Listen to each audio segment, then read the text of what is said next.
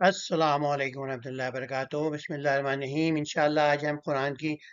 90 پارے کی جو ہے تفسیر کریں گے مختصر۔ رب زدنی علما، رب اشرح لی صدری ویسر لی امری واحلل عقدۃ من لسانی یفقہوا قولی۔ تو یہ رکوع 11 جو تھا اس میں 8ویں پارے میں شروع ہو گیا تھا، تو ہم اس کا جو ہے دوسرا حصہ اب مطالعہ کریں۔ تو جو ان کی قوم کے جو اشرافیہ تھے ان کا جواب کیا تھا حضرت شعیب کا، وہ مطالعہ کریں گے۔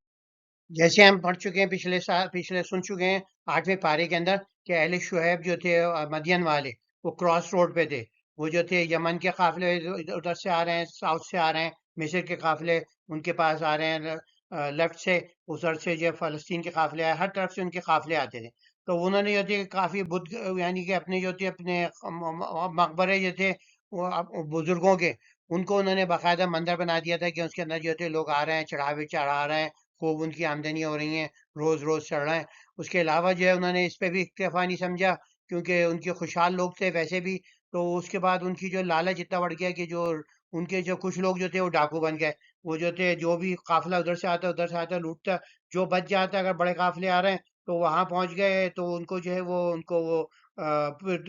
کم ناپ تول کر اور ملاوٹ کر کے چیزوں کے اندر وہ اس طرح بے ایمانی کر کے جو ایسے کماتے تھے۔ تو جو ہے چیزیں جو ہے اوور چارج کرتے تھے کہ بھائی اس کے پاس تو اگلا ریسٹ پوائنٹ جو ہے بہت دور ہے، تو جو اپنی منمانی جو ہے وہ اس کا پرائس چارج کرتے تھے۔ اگر کوئی مل گیا کہ کمزور لوگ آ رہے ہیں، نظر آ گیا قافلہ، تو اسے لوٹ کر پھر ان کو غلام بنا لیتے۔ تو ان کی جو تھی کوئی حد نہیں تھی اس کی شرارت کی، کیونکہ ان کا یہ تھا، یقین تھا کہ بھئی آخرت یا تو ہے نہیں، اگر ہے بھی تو ہمارے یہ جو ولی اللہ تھے، اتنے مقرب اللہ تھے، تو ہم ان کی جو ہے ان کے وسیلے سے ہم چھوٹ جائیں گے۔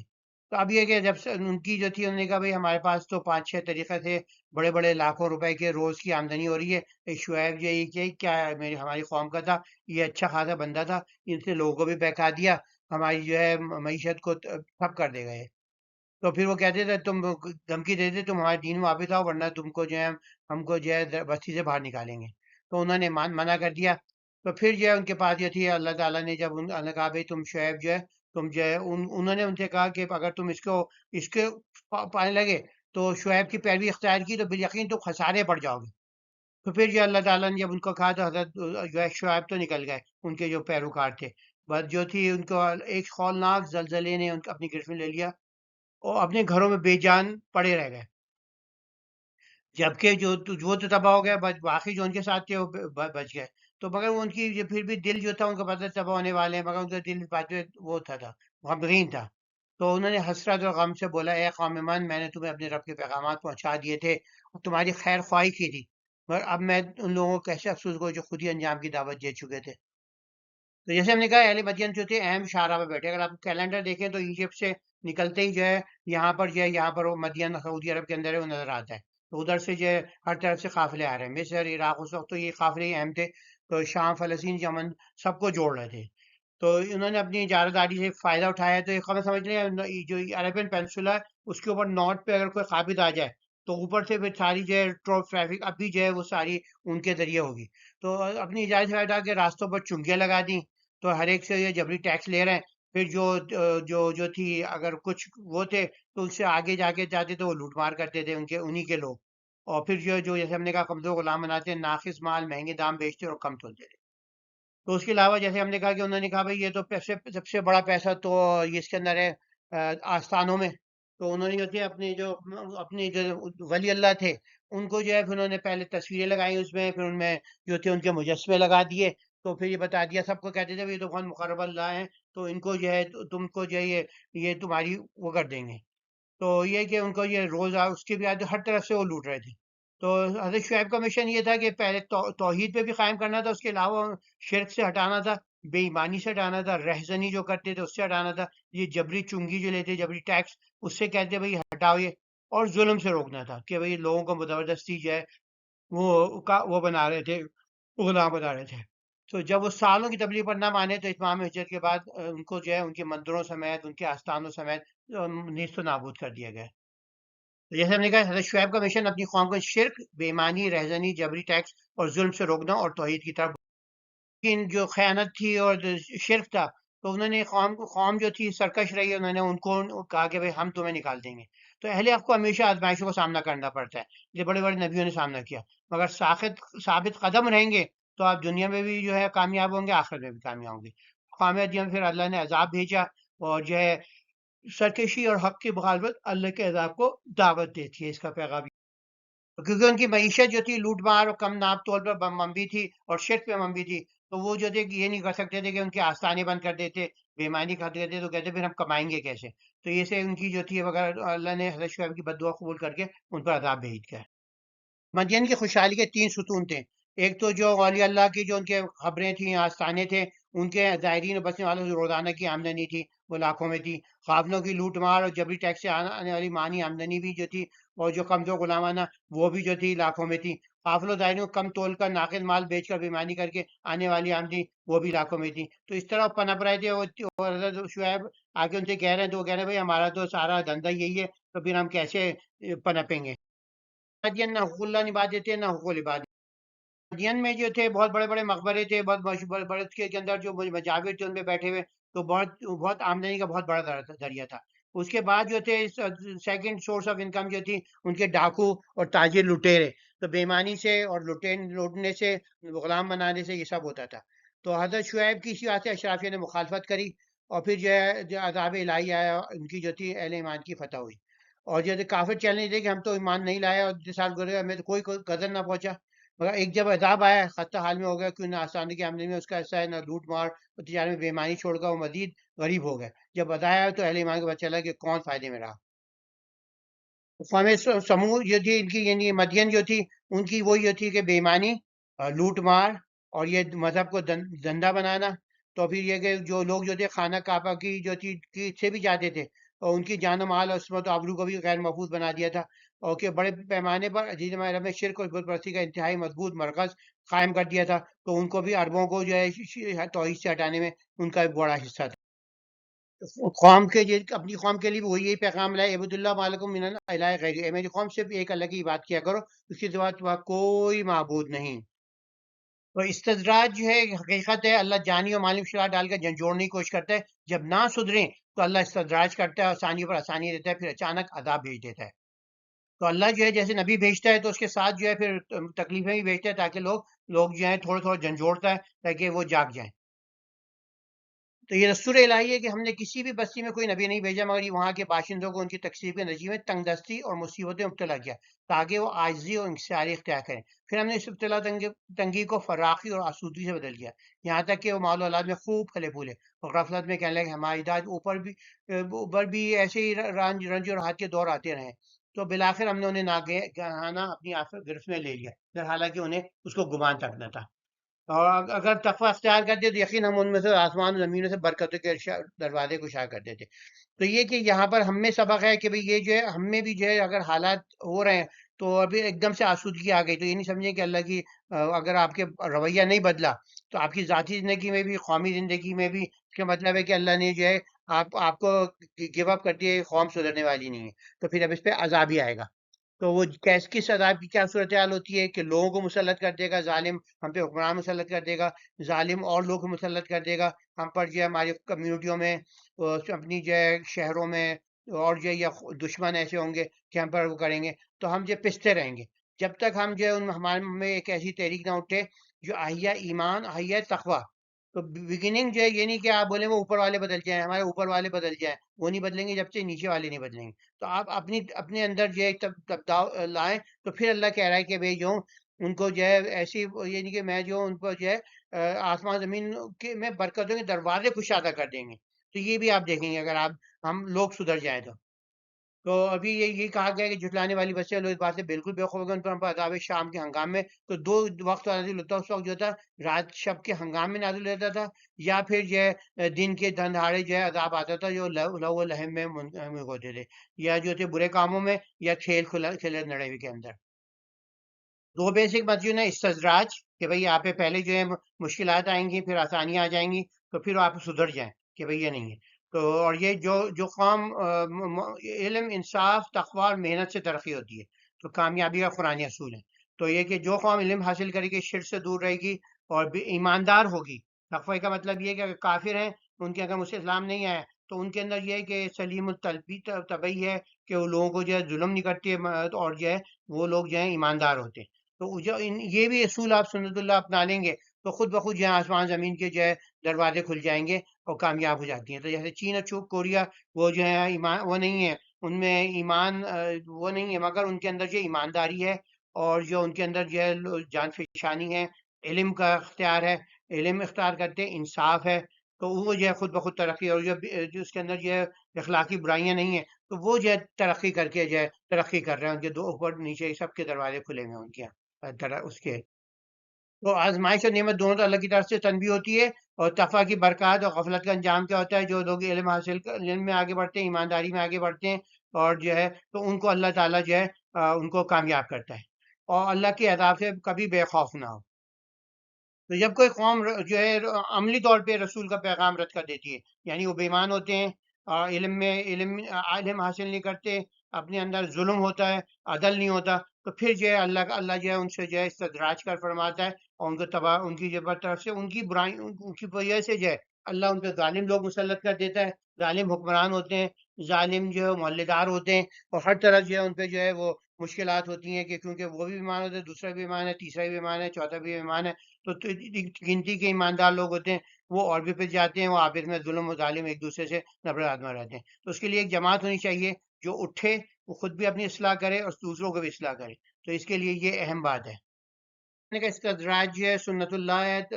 تنبیہ و ابتلا ہوتی رہتی ہے، اکثر اس کی سرکشی و اتمام کے بعد مہلت اور پھر نعمت ملتی ہے، بڑا عذاب اور مقدمین کا انجام بھی بتا دیا گیا ہے۔ اور دور حاضر میں تنبیہات، ہماری ذمہ داری یہی ہے کہ اگر ہم جو ہے ایمانداری کو پکڑیں گے، اور ہم جو ہے علم میں ترقی کریں گے، اور جو ہے اور چیزوں کے اندر جو ہے آگے بڑھیں گے، تو انشاءاللہ جو ہے اگر وہ ظلم کا خاتمہ کر دیں، عدل حق کا نظام قائم کریں گے، تو انشاءاللہ جو ہے ترقی ہو سکتی ہے دنیا میں، آخرت میں ترقی جو ہے آپ کے اعمال سے ہوگی۔ تو مگر یہ قوم، جیسے ہم نے کہا، ایک قوم تم بہترین امت ہو، ایک قوم ہمیشہ ہونی چاہیے جو آپ کی اصلاح کر رہی ہو۔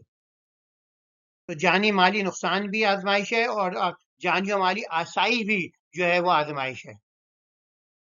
تو کوئی قوم جو ہے صرف حقوق العباد کو ہی پکڑ لے، آپ اس میں اخوت ہو، ایمانداری ہو، انصاف ہو، ظلم نہ ہو، تو وہ قوم ترقی کرنے لگتی ہے، اور اگر حقوق اللہ کو نبھانے لگے تو پھر وہ ڈبل ترقی کرتی ہے، دنیا میں بھی آخرت۔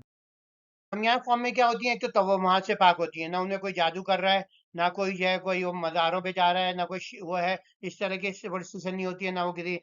نجومی کے پاس جا رہا ہے، اور علم میں آگے ہوتے ہیں، طبقات، تمام طبقات میں علم کی مساوی رسائی ہوتی ہے، امیر غریب کے لیے یکساں نصاب ہوتا ہے، معاشرے میں دینی دنیا میں علم میں سبقت دینے کی جستجو ہوتی ہے، قانون کی جستجو ہوتی ہے، ہر طبقوں کو مساوی انصاف فراہم ہوتا ہے، ملکی غیر ملکی سب کو یکساں انصاف ہوتا ہے، اس واسطے غیر ملکی بھی لوگ آگے انویسٹ کرتے ہیں، اور قانون کی حکمرانی ہوتی ہے، اور یہ اس کے علاوہ ایمانداری ہوتی ہے، سب سے آگے ہوتے ہیں۔ تو مسلمان کا مطلب ہے ایمان والا، تو وہ ایمان والا اگر ایمان آپ کے لین دین میں نظر نہیں آتا، آپ بولتے ہیں کسی طرح پیسہ کمانا ہے، تو پھر حکومتی ادارے، افسران، کارکنان، پولیس سب ایمان ہوتی ہیں، تاجر، کمپنیاں اور سارے ایماندار ہوتے ہیں، وعدوں عہدے کا پاس ہوتا ہے، جب لوگوں نے کہہ دیا تو ان کا اٹل ہے، ان کا کہتے ہیں میں نے آپ کا زبان دے دی، بس پھر اب سب کے جان مال اور املاک محفوظ ہوتے ہیں، تمام طبقہ کا مواقع اور وسائل تک مساوی حصول ہوتا ہے، شہروں کے دوسرے کے حقوق کا احترام اور مدد کا جذبہ ہوتا ہے۔ تو یہ کہ آج کل جو ہے یہ زیادہ نظر آئے گا آپ کو کافر اس کے اندر میں جو ہے وہ جو اسی واسطے حقوق العباد میں اتنا آگے ہیں، تو وہ اللہ تعالیٰ جو ہے ان کو جو ہے ان کی سنت اللہ کے مطابق انہیں ترقی دیتا رہتا ہے۔ تو یہی ریسیپی ہم حقوق اللہ بالعباد میں جو ہے ترقی کریں گے، اور حقوق العباد میں تو ہم تو اللہ کے چہیتے ہو جائیں گے۔ تو جو ہے ناکام قومیں جو ہوتی ہیں، وہ جو ہوتی ہے باقی سب چیزیں میں ہوتی ہیں، وہ نیچے سے اوپر ہوتی ہیں، تو یہ کہ باٹم ٹاپ 10 میں شامل ہوتی ہے قومیں۔ تو علم میں سب سے پیچھے، بے ایمانی، رشوت ستانی، ناکافی، معاشی مواقع میں سب سے آگے، بے انصافی، ناجائز قبضے اور شافی کے وسائل میں قبضہ، توہمات، شرک میں گرفتار، جادو میں گرفتار، مسئلہ کو قومیت کی بنیاد پر اناد اور فساد ہوتا ہے ان میں۔ اللہ کی پکڑ سے کوئی بھی محفوظ نہیں۔ اللہ افراد و قوموں خواب خرگوش سے بیدار کرنے کے چھوٹے چھوٹے کچوکے بھیجتا رہتا ہے، تاکہ وہ جان لے کہ دنیا میں مال و متاع کا جمع کرنا ان کی زندگی کا اصل مقصد نہیں ہے، بلکہ ایک اکیلے اللہ کی بات کرنا، اس کی محبت سے اشاروں کو مخلوق خدمت کرنا، اور نیکیوں کے ذخائر اکٹھے کرنا، بلکہ برائی، گناہ، نافرمانی، بدکاری، ظلم، جھوٹ، بے ایمانی سے خدا کو پالنا ہی ان کی زندگی حقیق النصب العین ہونا چاہیے۔ کہ استدراج سے خبردار رہے، خوشحالی بھی عذاب کا پیش ہے موسم نہ۔ اب جو ہے حضرت موسیٰ کا قصہ شروع ہوگا، چند رکوع میں کریں گے ہم غور۔ پہلے تمہید ہے، پھر حضرت موسیٰ کا قصہ شروع ہوتا ہے۔ یقیناً ان کے پاس ان کے پیغمبر واضح معجزات لے کر آئے، مگر جس چیز کو انہوں نے ایک بار جھٹلا دیا تو پھر اس پر ایمان لانے کے لیے کبھی آمادہ نہ ہو۔ تو ایک یہ ہوتی ہے کہ ضد میں آدمی پڑ جاتا ہے، مفادات ہوتے ہیں، جو بھی ہوتا ہے، پھر وہ جیسے ہی آپ کی جتنی بھی تبلیغ ہوتی رہے وہ کہہ دیتا ہے نہیں بھائی میں سننے کے لیے تیار نہیں ہوں۔ تو یہ بھی ایک عذاب کی شکل ہوتی ہے کہ وہ کیا کہ ہم ان میں مہر ثبت کر دیں تو یہ کیفیت ہو جائے گا، حق بات سننے کے روادار نہ رہیں۔ تو یہ بھی ہے کہ اگر آپ کی مشیت اللہ یہ چلتی ہے کہ اگر آپ جو ہے جمتے چلے آتے ہیں، اللہ اتنا ہی جو ہے آپ کو پھر اسے جما دیجیے۔ جیسے ہم نے کل پڑھا تھا کہ وہ جو ہے ایسا لگتا ہے کہ اس کے اندر اس کا سانس پھول رہا ہے، اوپر جا رہا ہے، جتنا وہ حق سن رہا ہے وہ ہو رہا ہے۔ تو کیونکہ یہ ایک بات یہ بھی تھی کہ جیسے ہم نے کہا معجزہ بھی تھا کہ وہاں پر عرب کے اندر اونچے پہاڑ نہیں ہوتے کہ کیفیت یہ آدمی جان سکے۔ تو پھر اب حضرت موسیٰ کو جو تھا بھیجا کیا یہ بتایا جا رہا ہے۔ تو اس کے اندر جو ایک اہم بات یہ تھی کہ ان کو یہ ان کا پہلا مشن جو تھا وہ مصریوں کو مسلمان بنانا نہیں تھا۔ ان کا جو مشن تھا کہ بھئی لیٹ مائی پیپل گو، اس کے اندر جو ہے کہ اب میری بنی اسرائیل کو میرے ساتھ جانے کی اجازت دے دے، کیونکہ ان کو پتا تھا کہ بھئی جلد بدیر جو ہے ان پر جو ہے اب یہ جب یہ غلام جو ہے اتنے لاکھوں لوگ ان کی اکانومی کا حصہ بن گئے ہیں، تو ان کی جو ہے اب جو ہے اس کی اکانومی ان کی کولیپس ہو جائے گی اگر یہ لوگ چلے جائیں۔ تو کوئی ایکسٹرا آرڈینری ان کو ڈر ہو، کیونکہ ویسے ڈر تو ہے نہیں کہ کسی غلام قوم کا تو کوئی ڈر نہیں ہوتا، مگر غلام قوم کی آدمی آ گیا اس کے ساتھ تباہ کر دوں گا تمہیں، تو پھر جو ہے پھر وہ ایکسٹرا آرڈینری سپر پاور کے ذریعے جو ہے ان کو جو ہے وہ ڈر کے مارے ان کو چھوڑ سکتے تھے۔ ورنہ پھر وہ جو تھے اگر وہ فی الحال کہتے بھائی میں نیگوشیٹ کر لیتا ہوں، تو یہ کہ تھوڑے حالات میں اگر بادشاہ آتی تو اگلا بادشاہ اس کے بعد اگلا بادشاہ حضرت موسیٰ چلے جاتے، تو وہ اسی سے ایک واحد حل تھا۔ کبھی کبھار یہی واحد حل ہوتا ہے کہ لوگ نکل جائیں وہاں سے اور پھر کوئی اپنی زندگی نئی جگہ پہ شروع کریں۔ تو ایک یہ اس میں یہاں پر جو ہے ایک اہم بات رہ گئی ہے۔ تو یہاں پر جو ہے ان کی جو معجزات جیسے ہم جانتے ہی ہیں، انہوں نے عصا زمین پہ ڈال دیا، وہ یکایک وہ ایک سرہی اژدہا بن گیا، اور اپنے دستے مبارک گریبان سے باہر نکالا، دیکھنے والے سامنے نور سے وہ جب جگمگانے لگا۔ یا بائبل میں فرق یہ ہے کہ بائبل کہتا ہے کہ ان کو جو تھی ہاتھ نکالا انہوں نے تو اس کو برس کا مرض ہو گیا، تو وہ جو تھے وہ وائٹ برس کا مرض ہو گیا، ان کو یہ سمجھ آیا، انہوں نے یہ لکھ دیا۔ تو قرآن کہتے نہیں چمک کمکماتا ہوا پاکیزہ وہ بن گیا، ان کا جو تھا ہاتھ روشن جو یہ تھا۔ تو یہ ایک بڑا فرق ہے بنیادی۔ جیسے ہم نے پچھلے رکوع میں پڑھا، اقوام کے جو ہے خداوند کا قانون جو ہے عالمگیر بھی ہے اور اٹل بھی ہے۔ تو اس کے اندر یہ جو قومی تہمت پرستی، بے ایمانی، بدعنوانی، کم علمی اور عہد شکنی مبتلا ہوں گی، تو جن کی وہاں پر جو ہے تو زوال کا شکار ہوں گی اور فساد زمین کرنے کی۔ جیسے ہم نے کہا جتنی بڑی تین بڑی قومیں جو ہمیں بار بار آتا ہے ذکر، چار قومیں جو بڑی آتا ہے، تو ان میں جو چار جو چیزیں مشترک تھیں کہ وہ ایک جو ہے سب بے ایمان، اکثریت ان کی بے ایمان تھی۔ دوسری بات تھی کہ وہ شرک کے جو تھے اڈے چل رہے تھے ان کے یہاں، تو یہ کہ اور پھر وہ جو تھی تیسری بات یہ کہ وہ جو تھی وہ رہزن تھے، وہ ان کے ویسے لوٹتے تھے بے ایمانی سے، اور پھر قافلوں کو جو تھی ان کی جو شاہراہ جو ہے وہاں ان کے یہاں محفوظ نہیں تھی، پھر جو نکلتا ہے نہیں جان، اور پھر جو ہے ان کے افراد یا اشرافیہ کا کنٹرول تھا، تو لوگ جو تھے وہ ان کے امن عدل کا نظام نہیں تھا۔ تو یہ سب کے اندر یہ ہے کہ اب جہاں جو قومیں دیکھتی ہیں ہم ان کے وہ جو دوال کے شکار ہیں، ان کے اندر یہی مشترک ہیں، ان پہ اللہ کا عذاب بھی ہے۔ اور پھر دنگ نظری اور تعصب کے اندر حق سے آدمی جو ہے دور ہو جاتا ہے، اس کی گناہوں کی بہتات اگر ہو تو زمین مردہ ہو جاتا ہے، وہ سن نہیں پاتا حق کو جو ہے۔ حضرت موسیٰ کی ویسے جیسے ہم نے کہا مخصوص مشن تھا اور محدود جو تھا ان کا اسکوپ تھا، تو اس وجہ سے عذاب بھی عذاب جو رہا جو ان کے پیچھے کر رہے تھے ان کو ہوا۔ جو مصر کی اکانومی جو تھی وہ بہت کافی جو تھی سال لگے اس کے اندر، کیونکہ ان کی جو تھی سلیو لیبر تھی، تو انہوں نے پھر آس پاس کے جہاں کے ملکوں سے جو تھے افریقی ملکوں سے سلیو پکڑ لیے، اور جو تھے اپنے لوگ بھی ان کے کچھ ہڈرام ہو گئے تھے وہ بھی کام کرنے لگے، تو ان کی معیشت پھر چل پڑی۔ ساری کی تباشات شدہ قومیں جو ہیں ان سے ابھی بھی ہم سبق لے سکتے ہیں، ہم اپنی اس سے بھی سبق لے سکتے ہیں کہ ہمیں زوال کے اسباب کیا ہے، تو اب قرآن بتا دیتا ہے کہ یہ اسباب ہے۔ اور کیا مگر موسیٰ کو فرعون کی طرف بھیجا اپنی ساتھیوں میں عصا کا معجزہ یا تو بدر پیسہ پیش کیا اور اپنی ہڈی میں قائم رہے۔ جب حق واضح ہو جائے تو زٹ حتمی سے چھوڑ کر اسے قبول کرنا چاہیے ہمارے لیے۔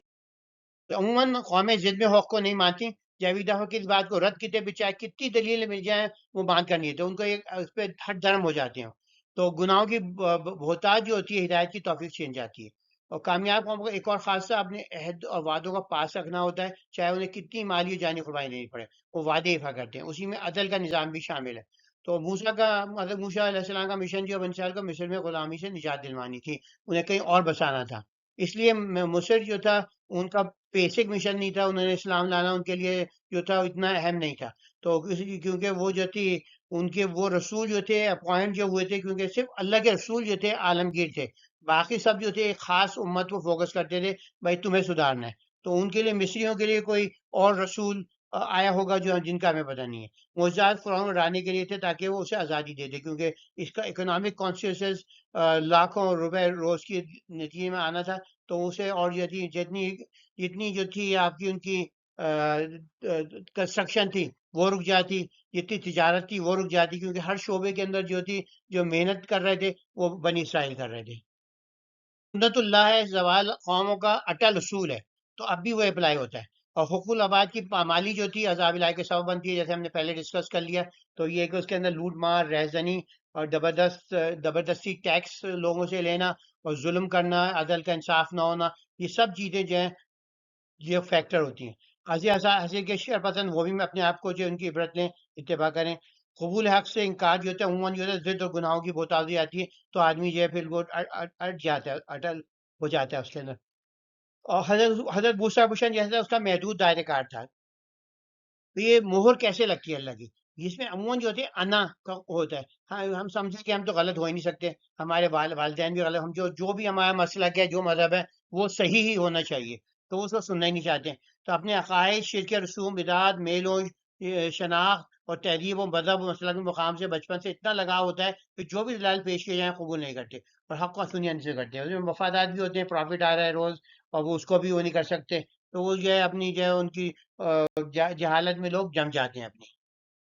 تو گناہ گار گناہ کی توجہ ایسی کرتا ہے کہ گناہ کی بہتات کی وجہ سے دل میں موڑ لگتی ہے، پھر کیا وہ توجہ کرتا ہے، سمجھتا ہے گناہ ہے ہی نہیں، اور روح گناہ کی دھند میں کھو جاتی ہے، زمین بھی مر جاتا ہے. شیطان جو ہے پھر وہ اور وسوسے بالکل گھیر لیتا ہے اسے، ہر طرف کے شیطانی آتے ہیں اس کے پاس. تو اور پھر دل نہیں لگتا نماز، جیسے وہ دور ہوتا چلے جاتا ہے، پھر وہ چھوٹ ہی جاتا ہے. اور لذتوں اور عیش کی زندگی میں مگن شخص جو ہے وہ ہر چیز کو جائز بنا لیتا ہے.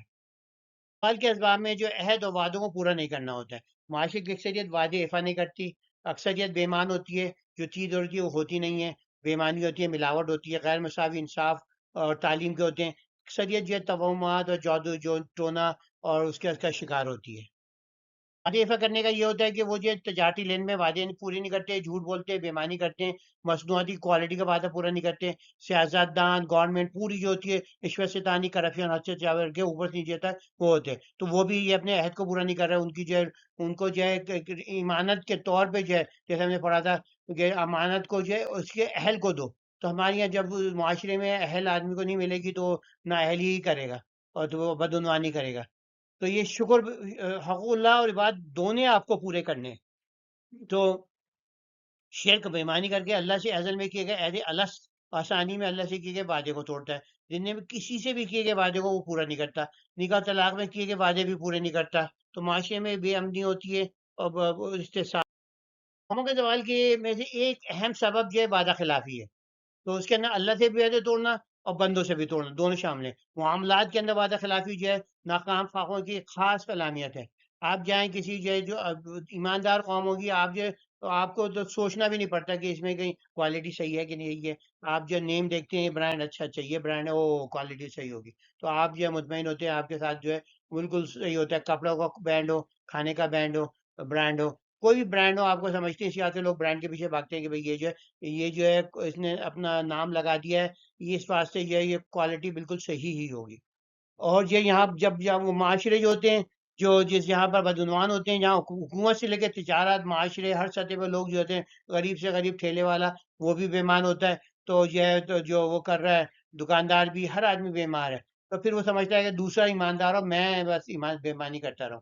تو لوٹ مار، ناانصافی، حق تلفی، رشوت ستانی، ظلم جو ہر عام ہو جائے، تو پھر جو ہے وہ قوم جو ہے اللہ سے آپ سمجھ ہی سکتے ہیں اللہ جو ہے ان کی عبادت کیسے قبول کرے گا. ایک آدمی ہے جو بے ایمان ہے اور دوسروں کو ظلم کر رہا ہے اور جو ہے ملاوٹ سے کما رہا ہے، سارا حرام کما رہا ہے، تو وہ جو ہے کیسی توقع کر سکتا ہے کہ اس کا حج بھی قبول ہوگا، اس کی نماز بھی قبول ہوگی.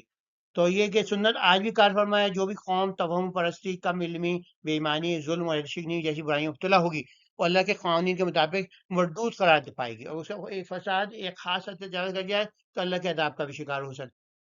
اللہ اب بھی جو ہے جب لوگ ظلم میں آگے بڑھ جاتے ہیں، تعدی میں بڑھ جاتے ہیں، تو ان پہ دلوں پہ مہر لگا سکتا ہے۔ حضرت موسیٰ کا قصہ آگے جاری چل رہا ہے، چوکو 14 کے اندر حضرت موسیٰ علیہ السلام کے معجزات دیکھ کے درباریوں کو تکبر، حق سے انکار، فرعون کا اپنے جادوگروں کو جمع کر کے حضرت موسیٰ والے کے تیار کرنا، جادوگروں کا اپنی شعبدی سے لوگوں کی آنکھوں میں جادو کرنا، یہ پورا ہم اب آگے دیکھتے ہیں۔ اب کیسے جادوگر مقابلہ ہوتا ہے وہ ہم دیکھتے ہیں۔ تو انہوں نے یہ دو معجزے دیکھ کر لوگوں نے کہا کہ بھائی جو تھے بھوکلا کر کہا کہ یہ ایک شخص بڑا ہی جادوگر ہے۔ تو پھر انہوں نے کہا کہ تمام چوٹی کی جادو یکجا کر کے آپ کے دربار پہ حاضر کریں۔ اور پھر جو تھے جب وہ ہوئے عرض سر ہم غالب آ گئے تو یقیناً اس کا صلہ عطا کیا جائے گا یا نہیں؟ تو انہوں نے فرعون نے کہا ہاں یقیناً نہ صرف صلہ ملے گا بلکہ تم تو میرے مقربین میں سے شامل ہو جاؤ گے۔ تو یہ ایٹیٹیوڈ بتایا جا رہا ہے اللہ کے رسول جو تھے، رسول جو تھے وہ صرف مانگ رہے ہیں اپنی قوم کے لیے، اپنی ذات کے لیے کچھ نہیں مانگ رہا۔ وہ جو ہے کیونکہ وہ جو صرف شعبدہ باز سے وہ کہہ رہے ہیں کہ بھئی ہم کو جو ہے ہمیں کیا ملے گا اس کے اندر۔ تو پھر یہ جی اب یہ جادو کا پورا جو ہے اس کے اندر انتظام ہو رہا ہے، تو ان کے اندر جو ہے انہوں نے جو تھی فرعونیوں نے غلطی کری، وہ سمجھے کہ بھئی یہ تو ہارے گئی تو یہ جادو کر رہا ہے، تو انہوں نے جو تھی ایک بڑے اس کے دن جو تھی جو ان کا فیسٹیول ہوتا تھا جہاں سب لوگ موجود ہوں گے ان کے سامنے یہ کرا۔ اب وہ جو تھے وہ بھی تیاری کر رہے ہیں، تو حضرت موسیٰ ہارون سے روز مل رہے ہیں، حضرت موسیٰ آ جائیں ان کو تبلیغ کر رہے ہیں کہ بھئی یہ خدا ہے، یہ اللہ کی طرف سے بھیجے گئے ہیں، تو تم ان میں نہیں پڑھو۔ تو ان کے بعد حق کا پیغام پہنچ گیا۔ تو ابھی آگے ہم جاتے ہیں، تو جو تھی عظیم جادو کا مظاہرہ کیا، انہوں نے اپنے فن پارے ڈالے، حضرت موسیٰ نے اپنا وہ ہنسا ڈالا، تو وہ تو اصلی ہنسا بن گیا، اور پھر جو تھے سب وہ جو تھے تو وہ مغلوب ہو گئے، اور ہر طرف ذلت و رسوائی پھیل گئی کہ او ہار گئے ہار گئے ہار گئے۔ تو تمام جادوگر جو تھے وہ جان گئے بھئی ان کی جو تبلیغ تھی وہ سنا ہوا تھا انہوں نے، تو ایک بار ہم تو رب العالمین پر ایمان لے آئے ہیں۔ یعنی موسیٰ، اور انہیں وہ بھی کری کیونکہ وہ بھی کلیم کرتا تھا موسیٰ، وہ یعنی کہ میں بھی وہ ہوں رب ہوں، تو انہوں نے کہا یعنی موسیٰ اور ہارون کے رب پر۔ فرعون نے شدت قلب سے کہا، اور وہ بے سی سبکی ہو گئی کہ ایک تو یہ ہار گئے میرے ہی جادوگر تھے، اور دوسرے وہ کہہ رہے ہیں کہ ہم اس کو مان لے آئیں، تو دوسرے لوگ جو ہیں مصری بھی ہو جائیں گے، اور وہ بھی جو جائیں گے جو ہیں بنی اسرائیل وہ بھی ہو جائیں گے۔ تو چیخا کیا تم میری جان سے پیشتر ہی ایمان لے آئے؟ یقینا ہم یہ تو کوئی سات بات ہے تم اس شہر میں پہلے سے کر رکھی تھی، تم یہاں کے باشندوں کو ملک سے باہر نکالو۔ تو اب وہ یہ کہ وہ تو لوگ نکلنا چاہ رہے ہیں، پر وہ کہہ رہے ہیں کہ ان لوگوں کے اندر خوف بٹھانے کے لیے مصریوں کے اندر کہ بھئی یہ تو تمہیں جو ہے نکلوانا چاہ رہے ہیں۔ تو عنقریب تمہیں اس کا نتیجہ معلوم ہو جائے گا، میں تمہارے ہاتھوں اور پاؤں مخالف سمتوں سے کاٹ ڈالتا ہوں، پھر تم سب کو سولی پر لٹکا دوں گا۔ انہیں جواب ہے کہ یقینا ہم تو اپنے پروردگار کی طرف لوٹنے والے ہیں۔ تو ان کا یہ اتنا جو ایمان ایسا دیکھ کر اتنا ایمان راسخ ہو گیا کہ اپنی جان دینے کو جو ہے راضی ہو گئے۔ جیسے ہم نے کہا فرعون کی قوم کا رد عمل یہ تھا، سمجھے یہ جادو ہے تو اس کا مقابلہ کروائیں، اور پھر جب وہ ان کے کرتے رہے، جب مقابلہ ہوا وہ جیت گئے، تو پھر جو تھی ان کے جو جادو ایمان لیا، ایسا ایمان لائے کہ جب اس نے فرعون نے کہا کہ میں تو تم پہ مار دوں گا، تو وہ اس نے جو ہے بالکل اس کا نہیں مانا۔ تو یہ کہ ایمان واقعی میں فرعون کی سرکشی اور جادو کا ثابت قدمی نمایاں نظر آتی ہے ہمیں۔ اس پہ چلتا ہے کہ موسیٰ کے درباری صحیح گھبرائے تھے کیونکہ ان کی معیشت جو تھی، ان کی اکانومی بالکل بیٹھ جاتی اگر اتنے سارے لوگ چلے جاتے۔ تو جادوگر ایمان لانا اس سے سب جب حقیقت آشکار ہو جائے تو اس تسلیم کرنے میں دیر نہیں لگانی چاہیے، اس سے سبق یہ ہے۔ اور ایمان کی راہ میں آزمائشیں آتی ہیں مگر صبر اور یقینی کامیابی کا۔ تو یہاں پر یہ دربار سجا ہوا ہے، سازش عروج پر ہے، ایک شخص جو ہے موسیٰ اللہ کا پیغام لے کر آئے تو درباری پریشان ہے، تو یہ تو جادوگر لگتا ہے کیونکہ ان کو یہی ان کا بہانہ تھا۔ تو انہوں نے جب جادو کے اندر جو انہوں نے جادوگر نے اپنی لاٹیاں ڈالی وہ ہار گئے، تو پھر وہ ایمان لیا ہے، تو یہ آشکار ہو گیا حقیقت کہ یہ تو وہ کرشمہ ہے غیبی، یہ اس میں جادو نہیں ہے۔ پھر انہیں ہاتھ پاؤں مخالف سمتوں سے کاٹنے کا، انہیں سلینے کا کہا، مگر وہ ایمان کی روشنی سے ان کے دل ایسے جگمگا گئے تھے کہ انہوں نے کوئی وہ نہیں کہا، اور آزمائشیں سہنی پڑیں گی، اور مگر وہی آخر میں کامیاب ہو جو یہی دین اللہ کی دین کی سنت ہے، ثابت قدمی، صبر اور حق کی فتح۔ تو یہاں پہ جو ہے رکوع 15 میں حق و باطل کا کشمکش، فرعون کا ظلم اور ایمان والوں کی استقامت۔ تو قوم کے جو اشرافیہ تھی ان کی جو سیاسی اور سماجی، تو وہ جو تھے بالکل یونائٹڈ ہو گئے سب کہ بھئی یہ جو موسیٰ کو تو ہرانا ہے۔ اب انہوں نے کہا کہ بھئی اب جو ہے ہم جو کرتے ہیں اس سے مزید جو ہے ظلم کر دیں تاکہ وہ قوم دب جائے، اور قوم جو ہے ان کے خلاف ہو جائے، ان کو نکال دیں۔ تو اس کے اندر یہ کہ انہوں نے یہی کہا کہ ہم جو ہے ان کی بیٹوں کو قتل کریں گے، ان کی عورتوں کو زندہ رہنے دیں گے، تو یعنی کہ ان کو باندیاں بنائیں گے، اور ہم جو ہے ان پر پوری طرح غالب ہیں، تو اس غلبے کو اور جو ہے ہم جو ہے مضبوط کرتے ہیں۔ تو انہوں نے اپنی قوم کو کہا کہ بھئی اللہ تعالیٰ سے مدد طلب کرو، صبر و استقامت سے کام لو، یعنی کہ یہ اتنا ظلم بڑھتا جا رہا ہے، اس کے آگے سینہ سپر ہو جاؤ۔ تو جو ہے، اور یہ نہیں ہے کہ اللہ جو تمہیں جو ان کی اقتدار ہے تو کل تمہیں بھی اقتدار مل سکتا ہے، تو کامیابی اگر پرہیزگار ہوگے تو کامیابی تمہیں ملے گی۔ تو یہ جو وہ جو تھے وہ بول کے انہوں نے مایوس ہو گئے، اور غصے میں کہنے لگے اے موسیٰ، آپ کے تشریف لانے سے پہلے بھی ہمیں ہدیتیں دی جا رہی تھیں، اور آپ کے آنے کے بعد یہ سلسلہ بدسور جاری ہے۔ تو ہم کہتے ہیں ممکن ہے کہ تمہارے پروردگار عنقریب تمہارے دشمن کو ہلاک کر دے، یعنی فرعون کو، اور تمہیں سرزمین کے جانشین بنا دے، یعنی مصر کا نہیں بلکہ اس زمین کا، ارض کا، دیکھنے کے لیے تم کس طرح عمل پیرا ہوتے ہو۔ جیسے ہم نے کہا فرعون کی سرجانی کی سازش یہی تھی کہ ظلم کو اور بڑھا دو، جس کی وجہ سے بنی اسرائیل گھبرا گئے اور پھر جو تھے شکایت کرنے لگے، مگر انہوں نے ان کو کیا کہ اللہ کی نصرت ہوتی ہے اور زمین پر نیک لوگوں کا غلبہ ہوتا ہے، مظلوموں کی دعا سنی جائے گی امید۔ اور یہاں یہ کانٹیکٹ بتایا جا رہا ہے کیونکہ 12واں نبی سال ہے، تو ایک سال بعد جو ہے پھر وہ مدینہ پہنچ جائیں گے، اور پھر جو ہے فتوحات کا سلسلہ ہوگا۔ تو یہ ایک طریقے سے جو ہے کوڈڈ ورڈ میں ان کو جو ہے خوشخبری سنائی جا رہی ہے۔ تو یہ فرعونیوں کا جو ہے ظلم بنی اسرائیل پر، ان لوگوں کی جو تھی مایوسی اور ان کے خلاف حضرت موسیٰ کے خلاف ہو جانا، اور ان کی جو ہے اللہ کی نصیحت، اور جو ہمیں کوڈڈ ورڈ کے اندر پیش گوئی کی گئی کہ مسلمان جو ہے جلد ہی جو ہے وہ جو ہے زمین کے وارث ہو جائیں گے۔ تو یہ آیات جو ہمیں کہ جو ہے عظیم الشان درد دیتی ہیں کہ ظلم و جور کتنا ہی طاقتور اور دیر پا کیوں نہ دکھائی دے، وہ در حقیقت ایک عارضی اور وقتی چیز ہے، جبکہ اللہ تعالیٰ کی نصرت و حمایت ہمیشہ صبر کرنے والوں کے ساتھ ہوتی ہے، وہی آخرت میں فلاح پانے والی ہے۔ تو آپ جیسی صورت حال ہو، آپ جو صبر کریں اور اپنی جو ہے حقوق العباد جو ہے حقوق اللہ قبولات پورے کرتے رہیں، آپ جو ایماندار ہوں گے، آپ جو ہے علم میں ترقی کریں گے، تو انشاءاللہ حالات جو ہے اللہ بدل۔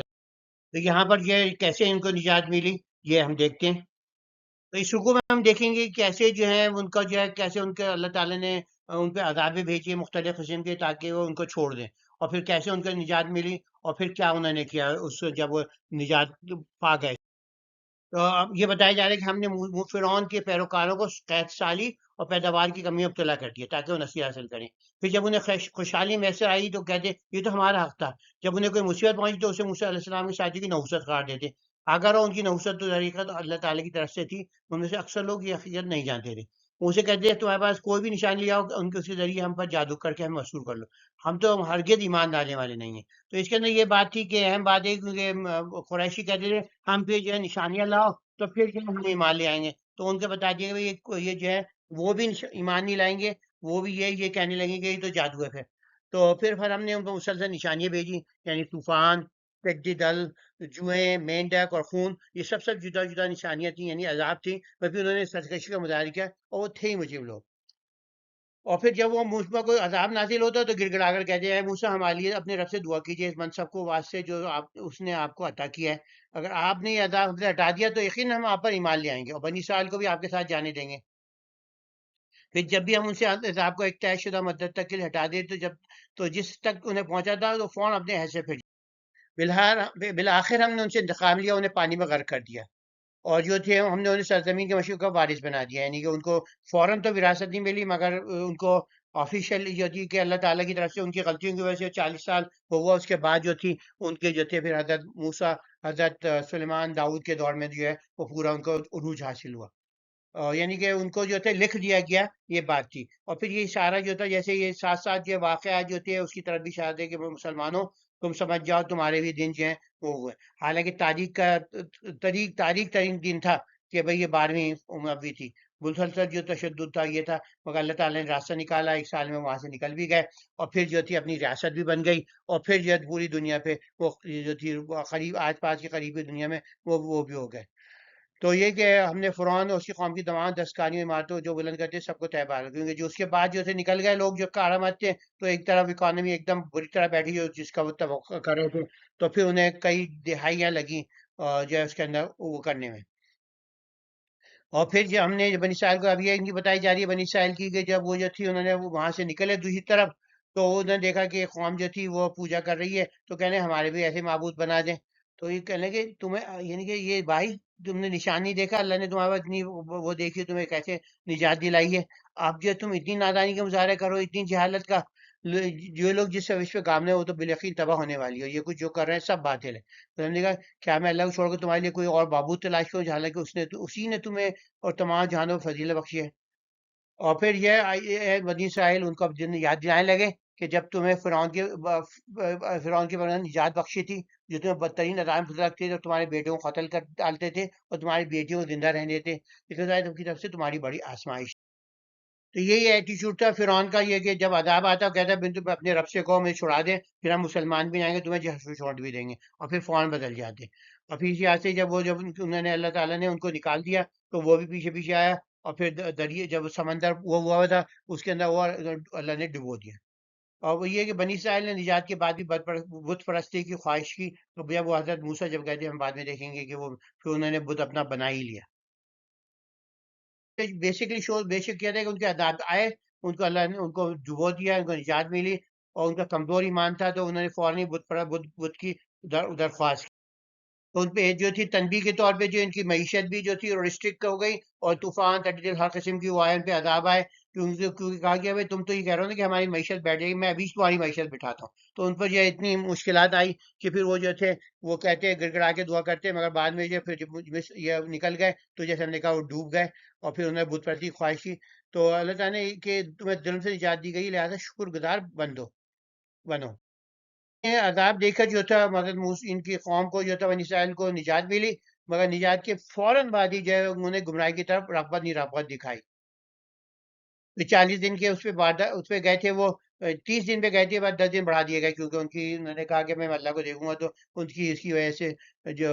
ان کو 10 دن بڑھا دیے گئے. تو بنی اسرائیل جو تھے انہوں نے پھر جو ان کی بچڑے کی پوجا شروع کر دی، اور ان کی جو تھی نافرمانی کی سزا نیو کالی کی ہدایت، مغرور ظالموں کی تباہی. سابق قومی سجی کے انجام سے سبق لینا چاہیے. تو یہ بتایا جا رہا ہے کیوں انہیں 30 دن کو بلایا اور 10 دن بڑھا دیے گئے، اور پھر انہوں نے کیسی جو تھی ان کی غیر موجود میں کیا کیا. تو جیسے ہم نے کہا تھا 30 دن کے لیے اللہ تعالیٰ نے بلایا تھا، مگر 10 دن کا اضافہ کر دیا کیونکہ انہیں جو تھی یہ کرا کہ جسارت کی، کہ انہوں نے کہا کہ میں آپ کو دیکھنا چاہتا ہوں کہ وہ جو تھی. تو اللہ نے کہا کہ اگر میں دیکھو تجلی کرتا ہوں اس پہاڑ پہ، اگر وہ قائم رہے تو تم مجھے جو ہے وہ کر سو گے. تو انہوں نے کہا کہ جب پہاڑ کے دیکھو اپنی جگہ پر قائم رہا تو تم مجھے دیکھ سو گے. جب ان کے رب نے پہاڑ پر تجلی فرمائی تو اسے وہ ریزہ ریزہ ہو گیا. تو موسیٰ جو تھے بے ہوش ہو کر گر پڑے، اور پھر جب اٹھے تو کہیں پاک ہے تو، میں توبہ کرتا ہوں، میں سب سے پہلے ایمان لانے والا ہوں. تو یعنی ان کو تو پتہ چلے کہ میں نے جسارت کی تھی، غلط غلط کام کیا تھا.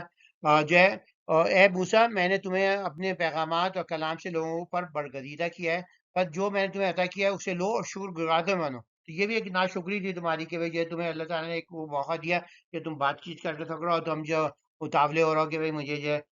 مجھے آپ کو دکھا دیں. تو یہ کہ اللہ تعالیٰ نے اس پہ سرزنش،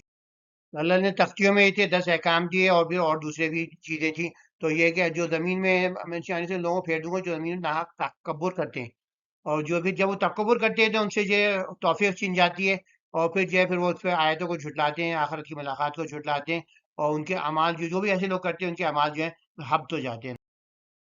تو جیسے کیا گیا ان کی وجہ 30 دن سے جو تھی 40 دن بڑھ گیا، اور تورات کی عطا ہوئی، اور ہدایت نصیحت کا خزینہ تھا وہ. مستقبرین کی جو ہے آیت الہی کو دیکھ کے جو ہے وہ نہیں ہوتے، تو وہ جو ہے منکرین آیات اور یوم آخرت کا انجام بد ان کو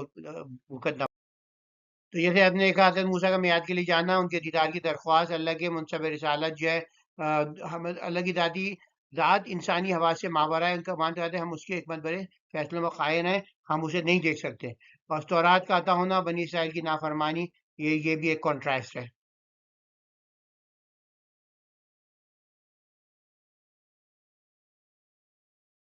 تو حضرت موسیٰ کے کوہ طور پہ دیدار الہی کلام ربانی کے 40 روز اعتکاف ہوا. تو 30 دن جو تھے ان کے تھے، پھر ایک 10 دن اضافی ان پہ جو ہے وہ کیے گئے کیونکہ ان کی جو ہے تجلی ربانی کی جو درخواست کی تھی.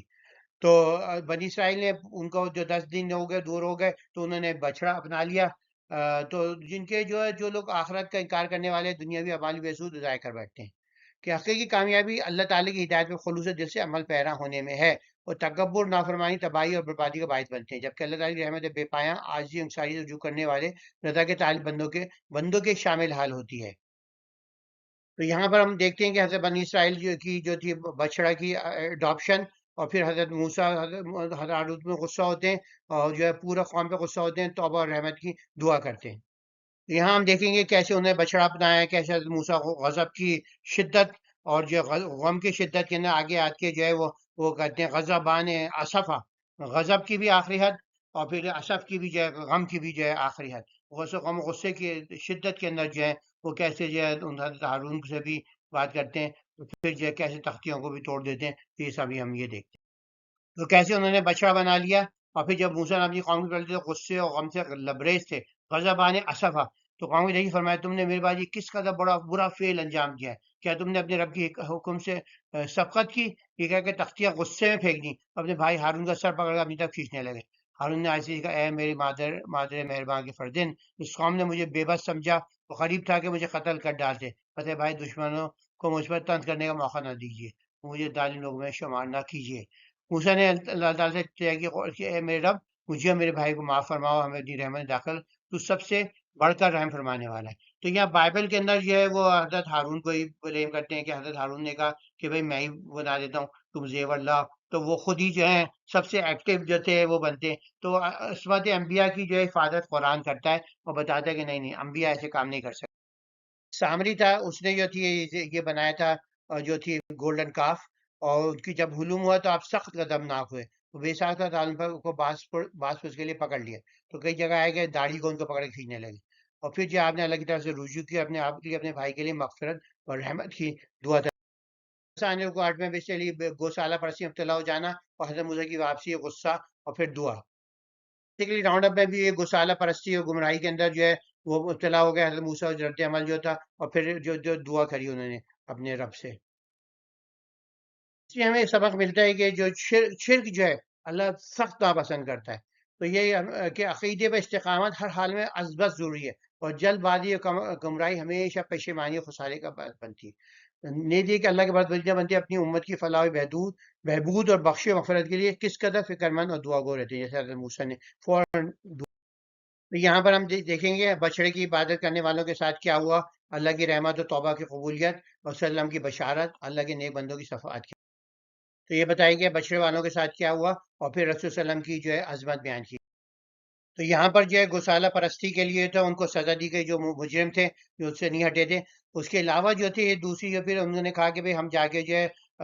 باجماعت 70 جو ہے ان کے عمائدین ہیں جاتے ہیں اور اللہ سے جو ہے معافی مانگتے ہیں، تو وہاں پہنچے تو یہ شریر لوگ تو تھے، تو اب جو کہنے لگے حضرت موسیٰ کہنے لگا اب یہ تم یہاں سے اوپر نہیں جا سکتے، میں جاؤں گا، پھر وہ چلے گئے، اور پھر جو تھے ان کا جو انہوں نے دیکھا بھئی بہت جو ہے یعنی کہ اس کے اندر ہنگام ہو رہا ہے، یعنی کہ وہاں پر جو ہے اتنی روشنیاں ہو رہی ہیں، ایک دم سے آگ جل رہی ہے، پورا جو ہے وہ روشن ہے، تو وہ جو تھے اب وہ کہنے لگے، ان کے کہنے لگے وہ واپس آئے، کہنے کہ بھئی اللہ نے جو ہے تمہیں معاف کر دیا ہے، اب جتنے ان کو سزا ہو گئی، اب جو ہے ہم چلتے ہیں، ہمیں یہ ثبوت وہ دے دیا۔ تو اب کہنے لگے ہم تو نہیں جائیں گے یہاں سے، ہم تو اللہ کو خود دیکھیں گے، تو جب ہمیں یقین آئے گا، تو پھر اللہ کا ایک صاعقہ آیا، بجلی کڑکی اور سب مر گئے۔ تو پھر جو ہے انہوں نے جو دعا کری ہے، انہوں نے جو تھے میں میرے رب اگر تیری مشیت ہوتی ہے تو اس سے قبل ہی انہیں اور مجھے ہلاک کر دیتا ہے، کیا تو ہمیں اس فعل پر ہلاک کرے گا جو ہم میں سے چند نادانوں نے کیا ہے، یہ تو صرف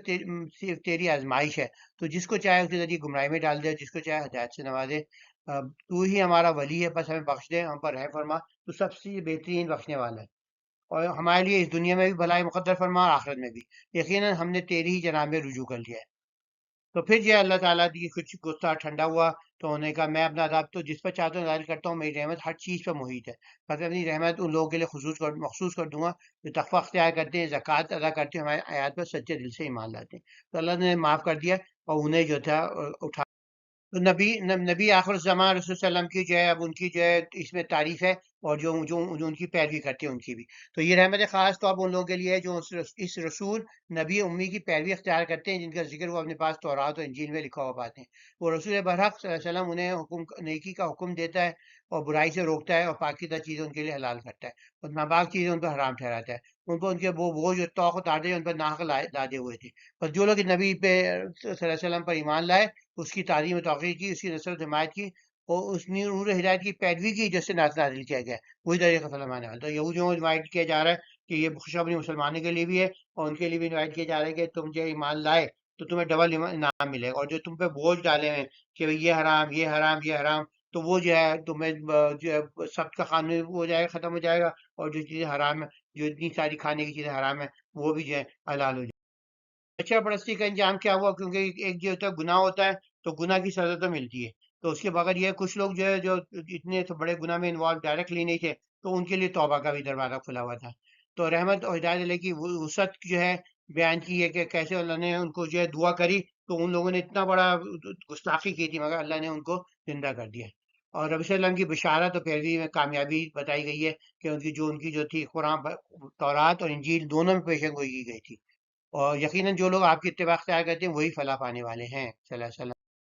گوسالہ پرستی کی سزا، توبہ کا دروازہ، تورات کی تختیہ کا نزول، نبی آخر زمانہ کی بشارت، اور پھر کیسے ان کو عمائدین کو سزا دینے کے بعد اللہ نے انہیں اٹھا لیا، ان کو جو ہے دوبارہ زندہ۔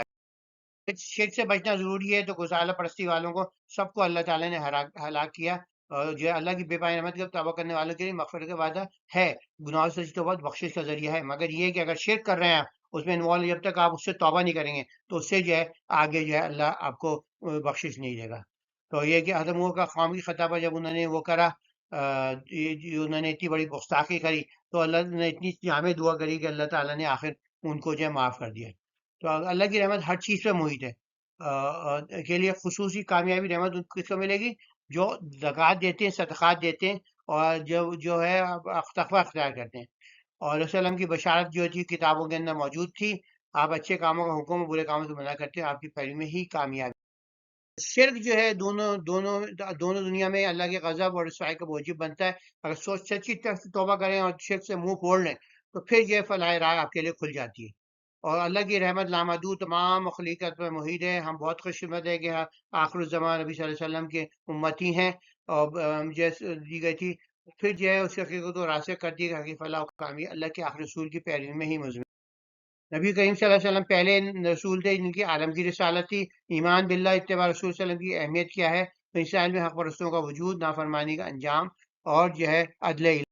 یہاں پر پوری انسانی و خطاب، یا ایھا الناس انی رسول اللہ علیکم جمیعا الذی لہ ملک السماوات والارض، جس کا تمام ملک سماوات و ارض ہے، اس کا طرف سے بھیجا ہوا رسول ہوں، تمام طرف، لا الہ الا اللہ، یحیی و یمیت، تو اس کے علاوہ کوئی الہ نہیں ہے، یحیی و یمیت، وہی زندہ کرتا ہے وہی مارتا ہے۔ قام اللہ رسول النبی الامی الذی یؤمن باللہ وکلماتہ یتبعوا لعلکم تہتدون۔ فآمنوا باللہ، تو اللہ اور اس کے رسول پر ایمان لاؤ، اور اس امی نبی امی پر۔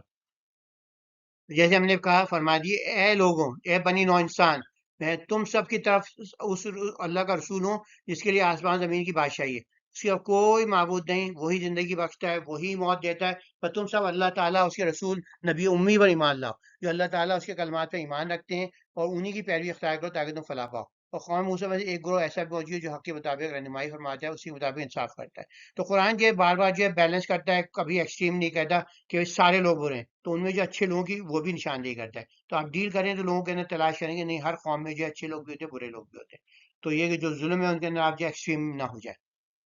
تو یہ کہ خود ہم نے بنی اسرائیل کو 12 قبیلوں میں تقسیم کیا جو اپنی جدا جدا شناخت رکھتے تھے، اور جب موسیٰ نے ان کی قوم نے پانی طلب کیا تو ہم نے ان کی طرف وہی بھیجی کہ اپنی لاٹھی پتھر مارو، اور جو ہی موسیٰ نے ضرب لگایا اس سے 12 چشمے پھوٹ نکلے، بنی اسرائیل کی ہر قبیلے سے نے اپنا گھاٹ پہچان لیا، اور ہم نے ان پہ بادلوں کو سائے کیا، ان میں من و من سلوا نازل کیا۔ تو یہ ہم پہلے جو ہے دیکھ چکے ہیں کہ کیسے جو تھے وہ حضرت موسیٰ پہ ایسے غضب ناک ہو کے آئے، وہ سمجھ جاتے کہ بھائی اتنے گھیر لیا، وہ سمجھتے مجھے جو ہے اگر پانی نہیں آیا تو سنسار ہو جائیں گے۔ تو پھر اللہ نے بتایا کہ فلاں مقام پہ جاؤ، حجرت میں ہم وہ دیکھ سکتے ہیں جہاں پر 12 اس کے نشان ہے، چشموں کے نشان ہے۔ تو یہ کہ اللہ کی وہ تھی قدرت تھی، مگر اللہ تعالیٰ نے ان کو معاف، ان کی اس کو جو ہے بغیر اس کی سزا ان کو ملی کہ 40 سے زیادہ شرح نوردگی، تو اس کے اندر جیسے ہم نے پہلے ہی پڑھ چکے ہیں۔ تو ہم نے جو تھا ان کے قواعد عطا کیا، دکھاؤ دیکھو تو انہوں نے ہمارا کچھ نقصان نہ کیا، جیسے ہم نے من و سلوا تھی، انہوں نے اس کی نافرمانی کری کہ بھئی ہمیں کچھ اور چاہیے، تو وہ یہ کہ نفع کے جائیں سے کہا گیا اس رختی میں داخل ہو جاؤ، وہاں سے جو چاہو فراغت کھاؤ، تو وہ جو تھے کہ بھائی مگر یہ کہ اس سے آپ جو ہے وہ سجدہ کرتے ہوئے یعنی کہ جھکتے ہوئے جاؤ، مگر وہ جو تھی انہوں نے زبان سے کچھ اور کہنے لگے، پھر جا کے جو ہے لوگوں پہ ظلم کیا، جو اور دوسری فاتح قومیں کرتی ہیں، تو جو تھی آسمان سے عذاب نازل کیا کیونکہ وہ مسلسل ظلم و زیادتی کرتے تھے۔ کریم صلی اللہ علیہ وسلم کی عالمگیر رسالت ہے، اور جس کو پیغام پہنچ گیا اس کو ایمان باللہ اور اتباع رسول صلی اللہ علیہ وسلم ماننا ہے۔ تو اسے ہمارے لیے بھی ہم جو کہتے ہیں زبانی دعویٰ نہیں کہ بھئی ہم تو بہت محبت کرتے ہیں، ہم جو اتنی جو عید میلاد النبی بناتے ہیں، آپ جب اگر چل جائے کوئی قرآن حدیث پہنچ جائے، صحیح حدیث پہنچ جائے، آپ اس پر عمل کریں، اپنے مسلک کو چھوڑ دیں، تو آپ میں ہمت ہے یہ؟ تو یہ بتائیں آپ، یہ حقیقی اعتراف ہوگا، اتباع جب اللہ کے رسول کا کریں گے۔ ان میں بھی کیا ہے، ان میں بتائی گئی، جیسے ہم نے کہا قرآن جو ہمیشہ جو ہے وہ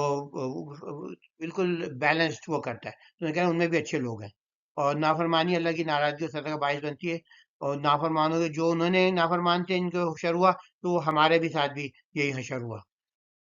صلی اللہ علیہ وسلم پہلے عالمگیر رسول تھے، بنی اسرائیل کے اندر اچھے لوگ بھی ہیں، برے لوگ بھی ہیں، اور آزمائش اور نافرمانی کے انہوں نے ان سے کہا گیا کہ اس پہ فتح کرو، تو تم جو ہے عاجزی سے داخل ہونا، انہیں وہ بھی بدل دیا جو انہیں کہا گیا تھا، اور پھر جو تھے وہ انہوں نے ان کے ساتھ جو ظلم بھی کیا، اس کی وجہ سے جو جنہوں نے ظلم کیا تھا ان پر اللہ تعالیٰ نے تعاون نازل کیا۔ تو راؤنڈ اپ میں نبی علیہ السلام کی عالمگیر رسالت، ایمان باللہ، اتباع رسول کی اہمیت، اور جو ہے بنی اسرائیل میں حق پرستوں کا وجود ہمیشہ رہا ہے، نافرمانی کا انجام، اور عدل الہی۔ اندر اہم سبق ہے کہ حضرت موسیٰ علیہ السلام کی جو اطاعت، اتباع جو ہے، اور قرآن کے ساتھ ان کی اتباع اہم ہے، جو قرآن حدیث دونوں اہم ہیں، اور پھر یہ کہ بنی اسرائیل میں بھی اچھے لوگ موجود ہیں، اور اللہ کا عدل اٹل ہے، نافرمانی ہمیشہ برے انجام سے دچار کرتی ہے، اس لیے فلاح کے لیے اللہ اور اس کے رسول کی اطاعت ہی واحد رائد ہے، صلی اللہ علیہ وسلم۔ تو یہ کہ جامع سبت کون تھے، بار بار نافرمانی سبب کی قوموں کا تسلط کیسے قائم ہو گیا، اور تورات جو ہے ایک جو تھے کوئی تو ذریعہ کتاب اللہ کی اہمیت تقوی پہ عمل کرنے کا حکم دیا گیا تھا کہ ہمیشہ تورات کو مقدم کرو، وہی عہد ہم سے ہے کہ ہمیشہ قرآن پہ مقدم رکھیں ہم۔ تو یوم سبت والوں کے ساتھ کیا ہوا؟ تو جیسے جیسے یوم سبت کے دن کے جو ان کو آزمائش ہوئی کہ ان کی جیسے سبت کے دن ان کی مچھلیاں سطح آپ پر نمایاں ہو جاتی، اور جب سبت کا دن نہ ہو تو ان کے قریب بھی نہ پھٹکتی، یوم کی مسلسل نافرمانی سے انہیں آزمائش میں ڈالتے تھے۔ تو جب ایک گروہ نے ساتھی نے دیکھا تم ایسے لوگوں کو کیوں نصیحت کرتے ہو جنہوں نے اللہ تعالیٰ نے یہ ہلاک کرنے والا ہے، یہ سخت عذاب دینے والا ہے، تو بولا ہماری نصیحت تمہارے رب کے حضور مدد خواہی کے لیے ہے، اور اس امید پر کہ شاید وہ پرہیزگار بن جائے۔ پھر جب وہ یہ باتوں کو اکثر فراموش کر بیٹھے تو جن کی انہیں نصیحت کی گئی تھی، تو ہم نے ان کے لوگوں کو نشات بخشی جو اپنی استطاعت بھر دوسروں کو برائی سے روکتے تھے، ان ظالموں کو نافرمانی کے باعث سخت عذاب میں گرفتار کر لیا۔ تو جب اس حکم سے سرکشی پر آمادہ ہو گئے جس نے میں نے کیا، تو ہم نے ان سے کہا ڈیلی اور خوار بندر بن جاؤ۔ تو اب یہاں پر یہ کہ ان کو جو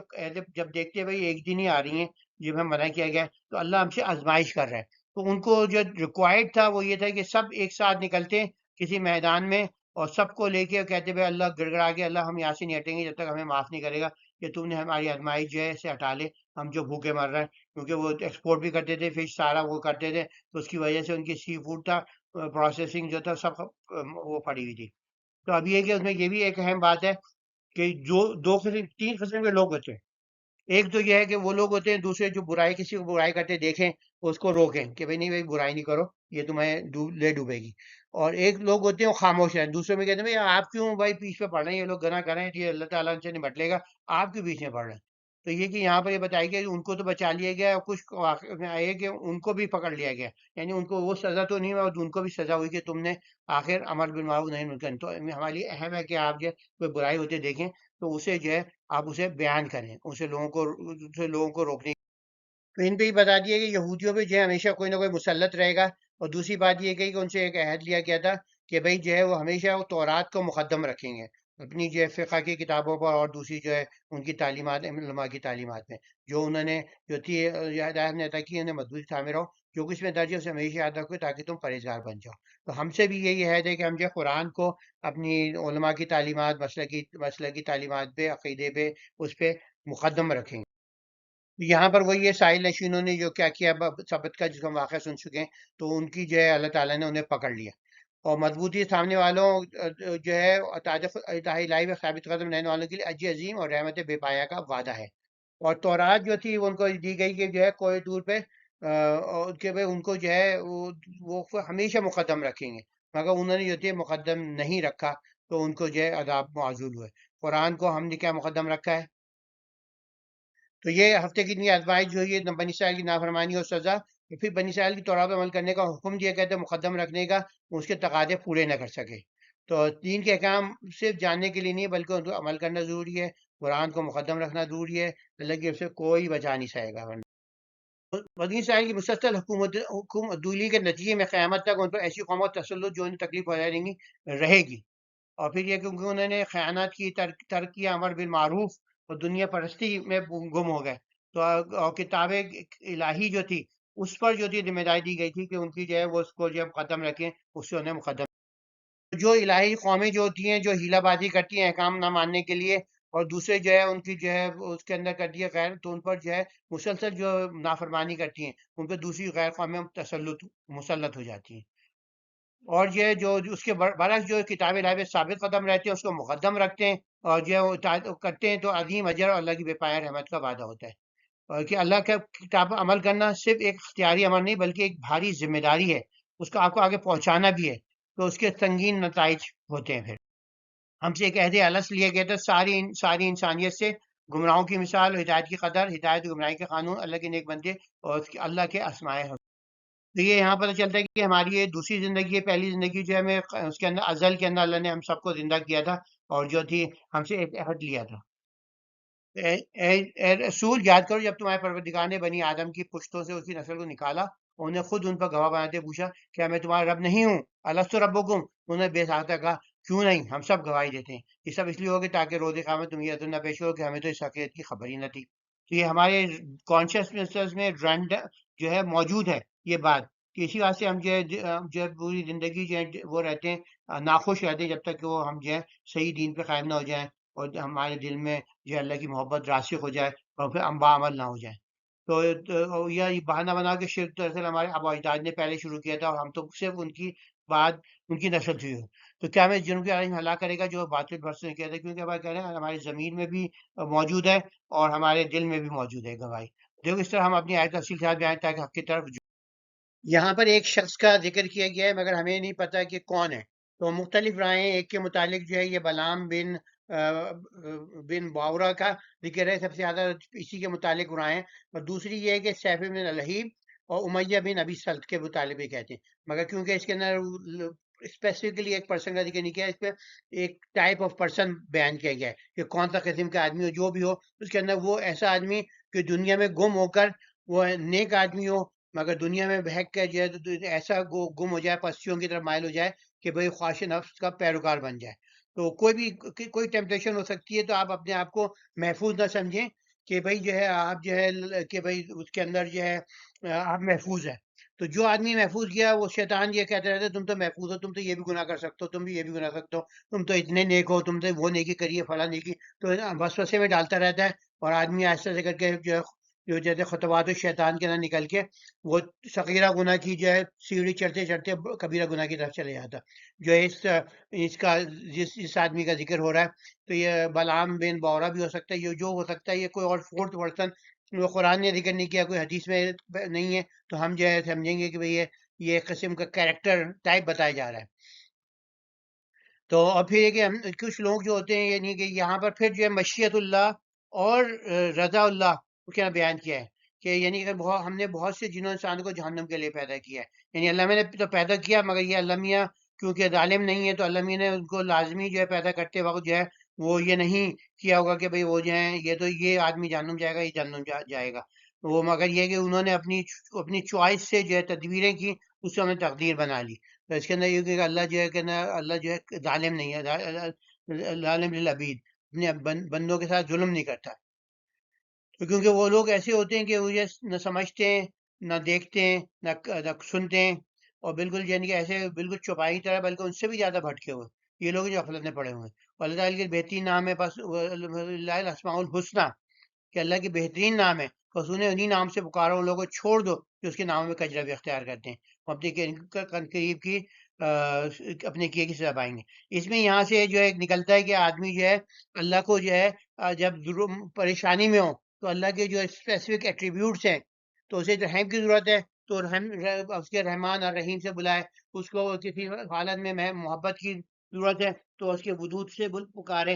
اور اسی طرح جو ہے اگر وہ ہوا ہے تو اس کو عزت چاہیے تو عزت کی والا جو ہے اس کے ناموں میں تو مانگے، معز سے مانگے. تو اسی طرح ہوتا ہے کہ اور پھر یہ کہ اس کے اندر ناموں میں کجروی کرتے ہیں. اس سے بہت سارے جو ہے مختلف لوگوں نے کہا ہے کہ بھئی جیسے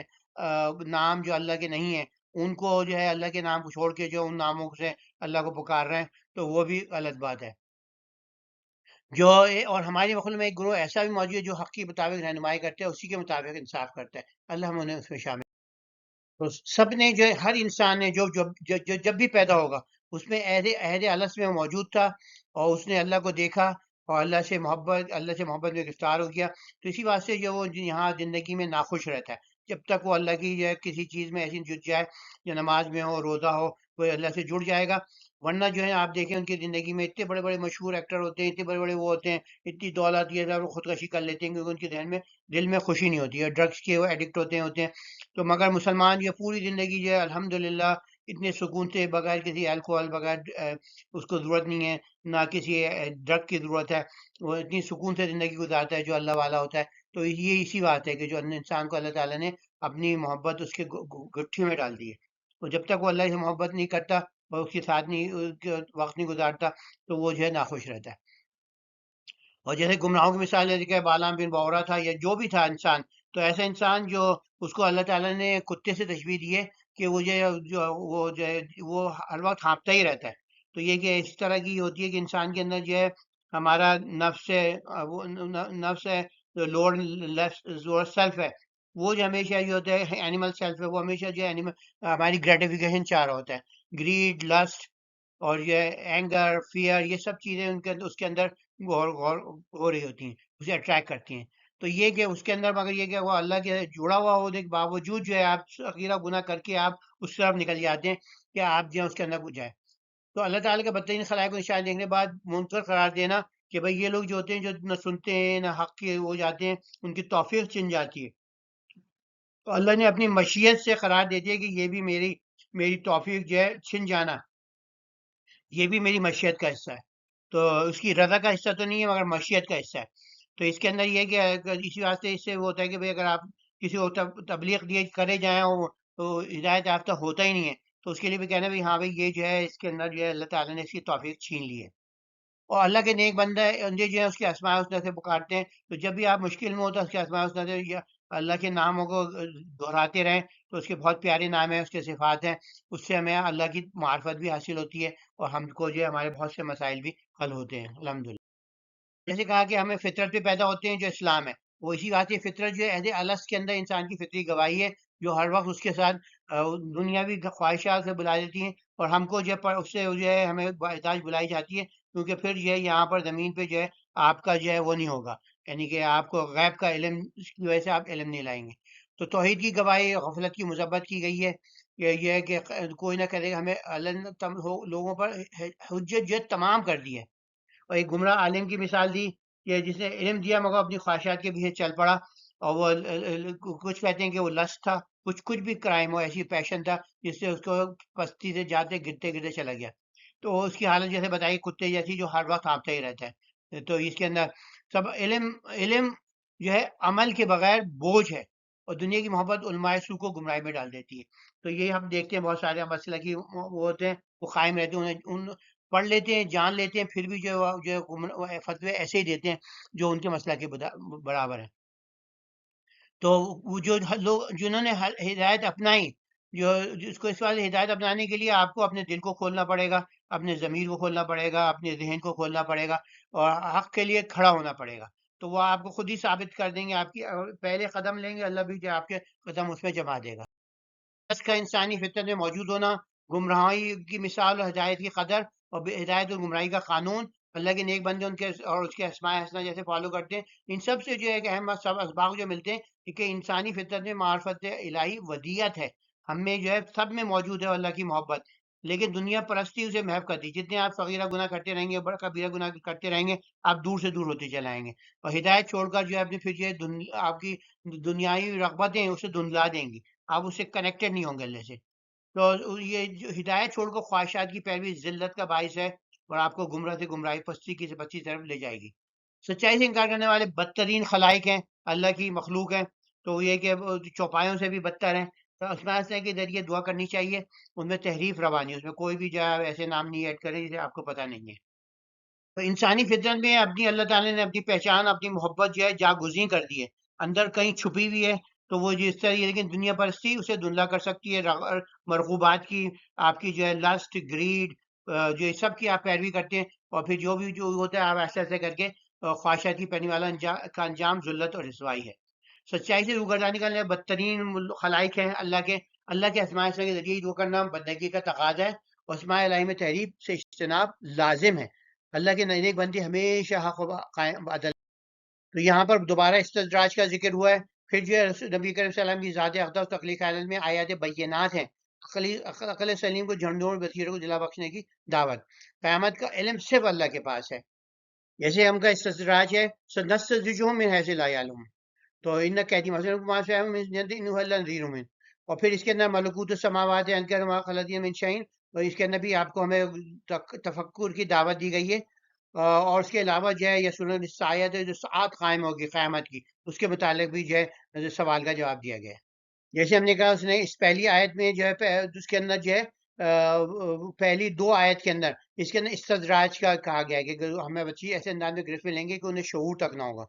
اور اللہ تعالیٰ مہلت دیتا ہے، اور یہ اس کی اللہ کی یہ تدبیر ہے۔ اور پھر انوائٹ کیا جا رہا ہے کہ ان کے رفیق صلی اللہ علیہ وسلم پر غور کریں، وہ یہ تنبیہ کرنے والے ہیں۔ تو اس کے علاوہ انہوں نے آسمان و زمین کی سلطنت ان تمام چیزوں پہ جو اللہ نے پیدا کی ہے توجہ نہیں کی اس بات پر کہ شاید ان کے اجل قریب آپ پہنچے ہو۔ پھر قرآن کی بات کو کس چیز پہ ایمان لائیں گے؟ تو ہم قرآن پہ ایمان جو ہے، اللہ کے رسول پہ ایمان، دونوں پہ ایمان ضروری ہے۔ رسالت بھی اہم ہے، توحید بھی اہم ہے۔ قرآن کو جو آپ فالو کریں، قرآن کو مقدم رکھیں۔ آپ یہ نہیں ہوتا آپ کہ اگر کوئی مسئلہ ایسا ہے آپ کو قیامت جو آپ کہتے ہیں قرآن سے دور رہو، تو وہ جو ہے آپ سمجھیں کہ آپ کو ایک دم سے کہتے ہیں نا کہ آپ الرٹ ہو جائیں کہ بھائی نہیں یہ جو ہے وہ ہے، اس کو رانگ نمبر ہے، اسے چھوڑ دیں۔ تو جسے اللہ تعالیٰ گمراہ ٹھہرا دے اس کے لیے کوئی رہنما نہیں، وہ انہیں ان کی سرکشی میں بھٹکتے ہوئے چھوڑ دیتا ہے۔ تو بھئی یہ کہ اللہ تعالیٰ کو ایسا نہ ہو کبھی کہ اللہ آپ کو گمراہی ٹھہرا دے، آپ اتنے آگے بڑھ جائیں۔ تو انشاءاللہ دعا کرتے رہیں۔ تو آپ کے ساعت کے متعلق، قیامت کے متعلق جو ہے سوال کرتے ہیں کب واقع ہو؟ کہہ دیجیے اس کا علم تو صرف میرے رب کے پاس ہے، اسے اپنے وقت پر وہی آشکار کرے گا۔ وہ آسمان زمین میں گراں بار ہوگی، تم پر ناگہاں وارد ہوگی، اور آپ سے اس طرح سوال کرتے ہیں گویا آپ اس سے بخوبی آ گئے۔ کہہ دیے اس کا علم تو محض اللہ کے پاس ہے، لیکن اس کو نہیں تو کرے گا اللہ کے رسول سے کیوں پوچھ رہا ہو؟ ان کو نہیں پتا، غیب کا علم صرف اللہ کو ہے۔ دوبارہ بار بار قرآن میں آتا ہے۔ کہہ دیے میں تو اپنی ذات کے سوا کہ کسی کے لیے بھی نفع و نقصان کا اختیار نہیں رکھتا مگر جو اللہ چاہے۔ تو اب یہ دیکھ رہے ہیں جو کہتے ہیں دعائیں مانگ رہے ہیں اللہ کے رسول سے، ہمیں یہ دے دیں، ہمیں یہ دے دیں، بھر دے جھولی، وہ اللہ صرف اللہ جھولی بھر سکتا ہے۔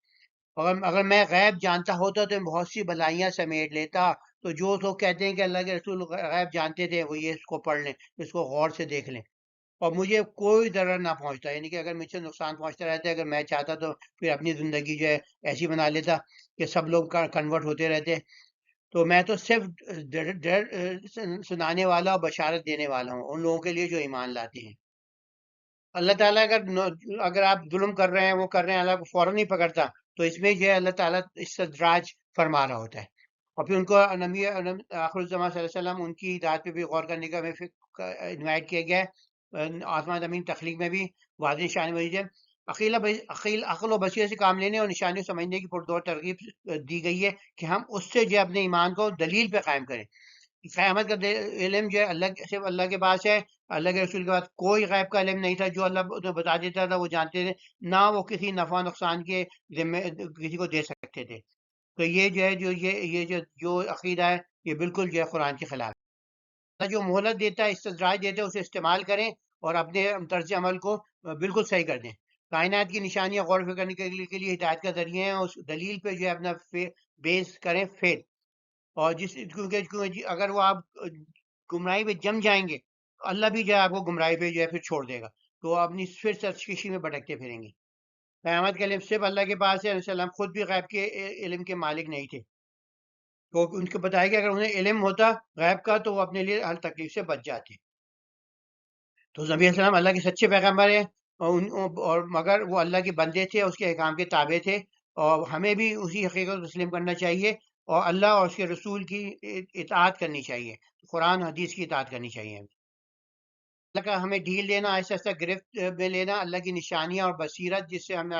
اپنے ایمان جو ہے دلیل پہ قائم کر سکتے ہیں، اور جو ہے نبی صلی اللہ علیہ وسلم کی بشریت اور اللہ کی قدرت، یہ بھی کہ وہ اپنے نقصان کے مالک ہیں۔ یہ سب جان کے ہمیں اسباق کیا ہیں۔ اللہ تعالیٰ نافرمانوں کو مہلت دیتا ہے، لیکن اس کی گرفت سے کوئی بچ نہیں سکتا۔ دنیا میں اللہ کی ان گنت نشانیاں ہیں جن پر تدبر لازم ہے، اور اپنے ایمان کو مضبوط سے مضبوط کرتے چلائیں، ان کو دیکھیں۔ لا تکن من الممترین، قیامت کا حتمی علم صرف اللہ کو ہے، اور نبی کلام کو بھی غیب مطلق نہیں تھے، وہ غیب نہیں جانتے تھے، جو اللہ نے بتا دیتا تھا وہی جانتے تھے۔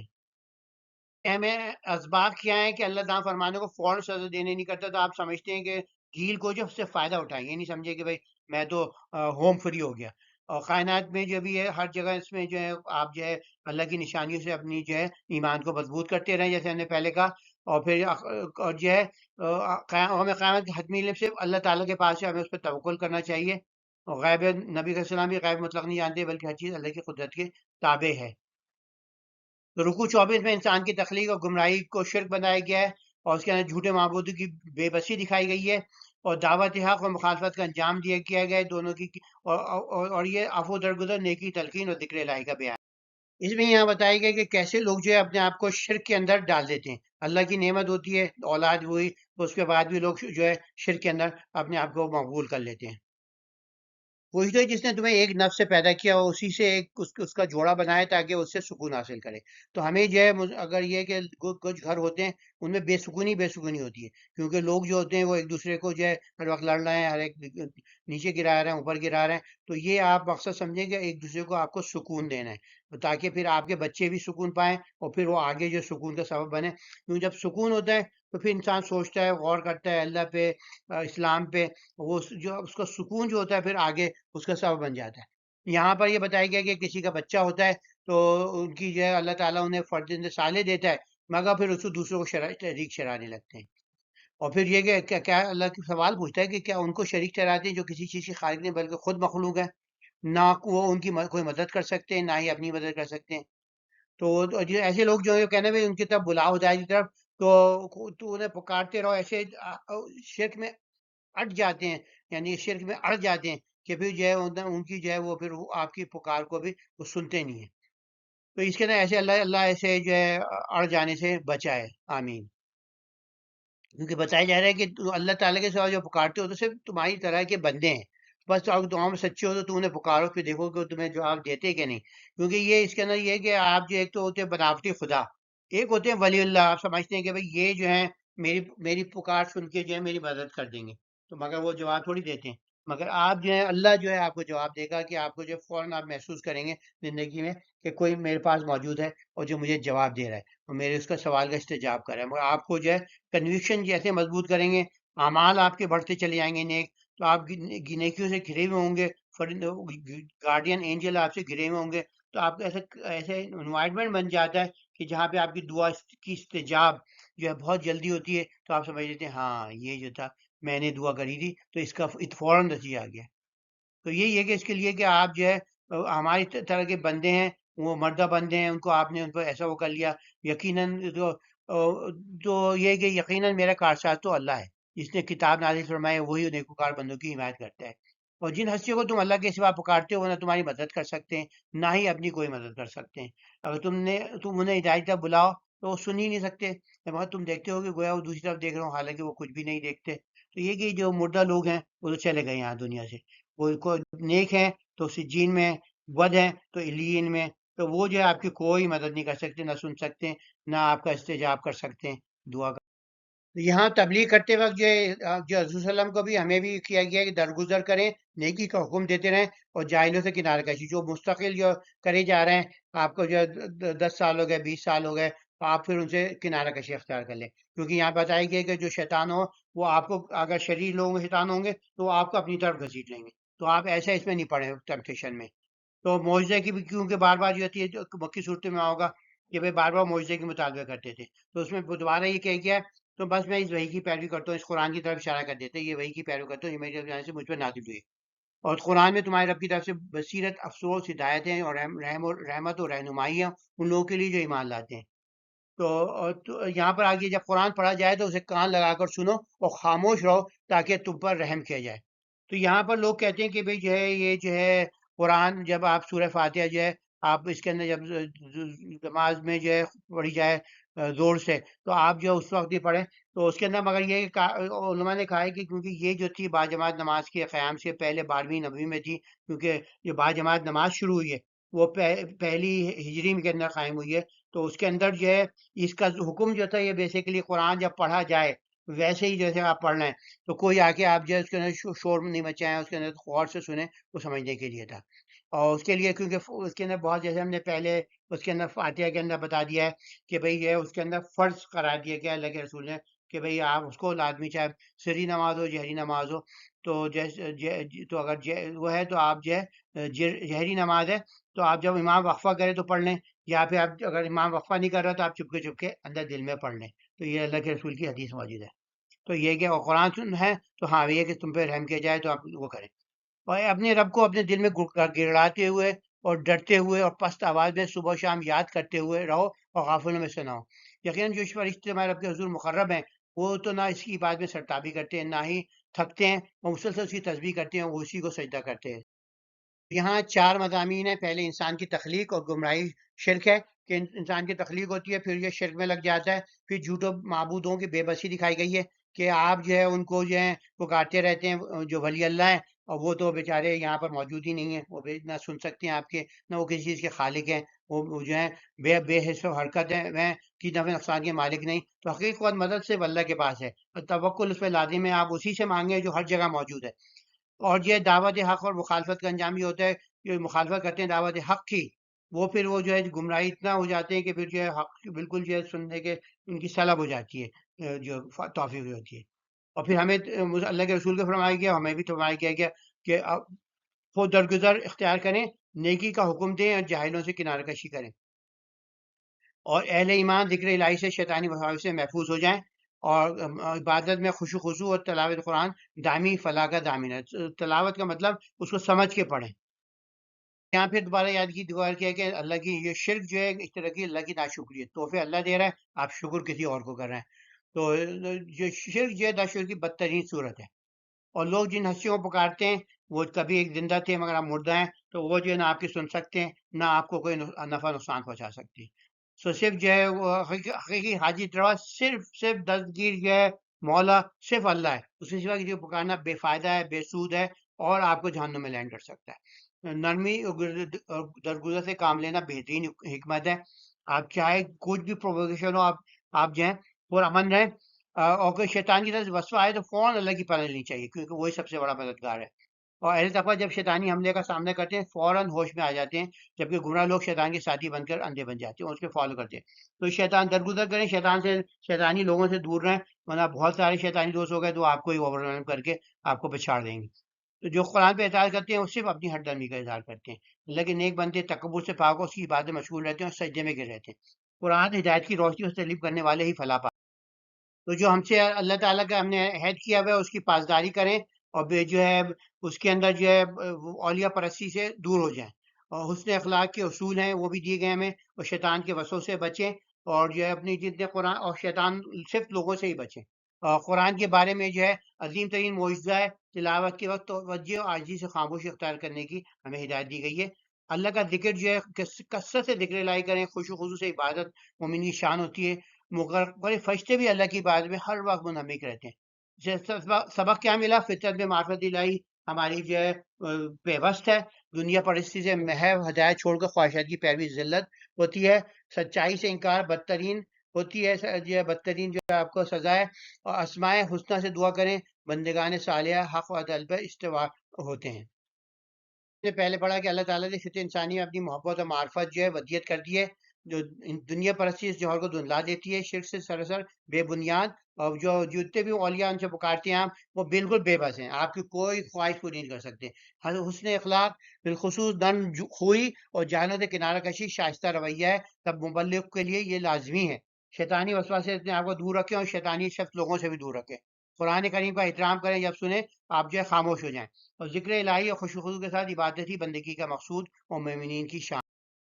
تو اب یہ 12ویں میں نازل ہونے والی صورتوں کے بعد دو صورتیں بیک ٹو بیک ہم نے پڑھی ہیں۔ اب جو ہے سورہ انفال میں آ رہے ہیں، جو ہجری دوم ہجری کے صحیح بدر کے ہونے کے بعد، جنگ بدر فون کے بعد اس کی انالیسس کے لیے یہ صورت نازل ہوئی۔ اس میں جو تھا ایک مسئلہ یہ شروع ہو کہ مال غنیمت جو تھا عربوں میں، جو بھی جاتی تھی کوئی حملہ آور ہوتا تھا تو جو جس کے ہاتھ آتا تھا اس کا ہو جاتا تھا، تو لوگوں نے سب جو تھے مال غنیمت جو تھا جمع کر لیا تھا۔ تو مگر پھر یہ یہاں پہ جو ہے کے متعلق اللہ کے رسول نے حکم دیا کہ بھئی اس مال غنیمت کو یہاں پر آ کے مسجد نبوی جو ہے اس کے اندر جو ہے جمع کرا دو. تو پھر لوگ انتظار کرنے لگے کیا حکم ہے، اب اللہ کا حکم اتنا ہوگا پھر ہم بتائیں گے. تو اس کے اندر جو ہے بیسیکلی مال غنیمت کا جو ہے وہ یہ پہلی سے شروع ہوتا ہے. یہاں پر پھر پورا بتایا گیا، بیک گراؤنڈ بتایا گیا، اور پھر جو ہے جنگ کے اصول بتائے گئے، اسلامی جنگ کے. تو یہ ٹرننگ پوائنٹ تھا، کیونکہ اس سے جو تھا مسلمانوں کا روب قائم ہو گیا، اور پھر جو تھا ایک جو تھے ایک ڈیسائسو فورس جو تھے کے طور پہ وہ ہوئے. تو اس کے بعد جو تھے مسلمان آس پاس کے علاقوں میں جو تھے وہ اپنی اثر و رسوخ بڑھا لیا انہوں نے، اور کافی جو لوگ جو تھے باجوزار ہو گئے. جیسے پھر ہم نے کہا جنگ عہد کے اندر ہم نے پہلے پڑھ چکے ہیں، اس کے بھی جو کیا ریمیفیکیشن ہوئے تھے. تو بیسیکلی ہم شروع کرتے ہیں. تو رکوع ایک میں جو ہے کافی مضامین ہے. مال غنیمت کی حقیقت کیا ہے، شرعی مقام کیا ہے،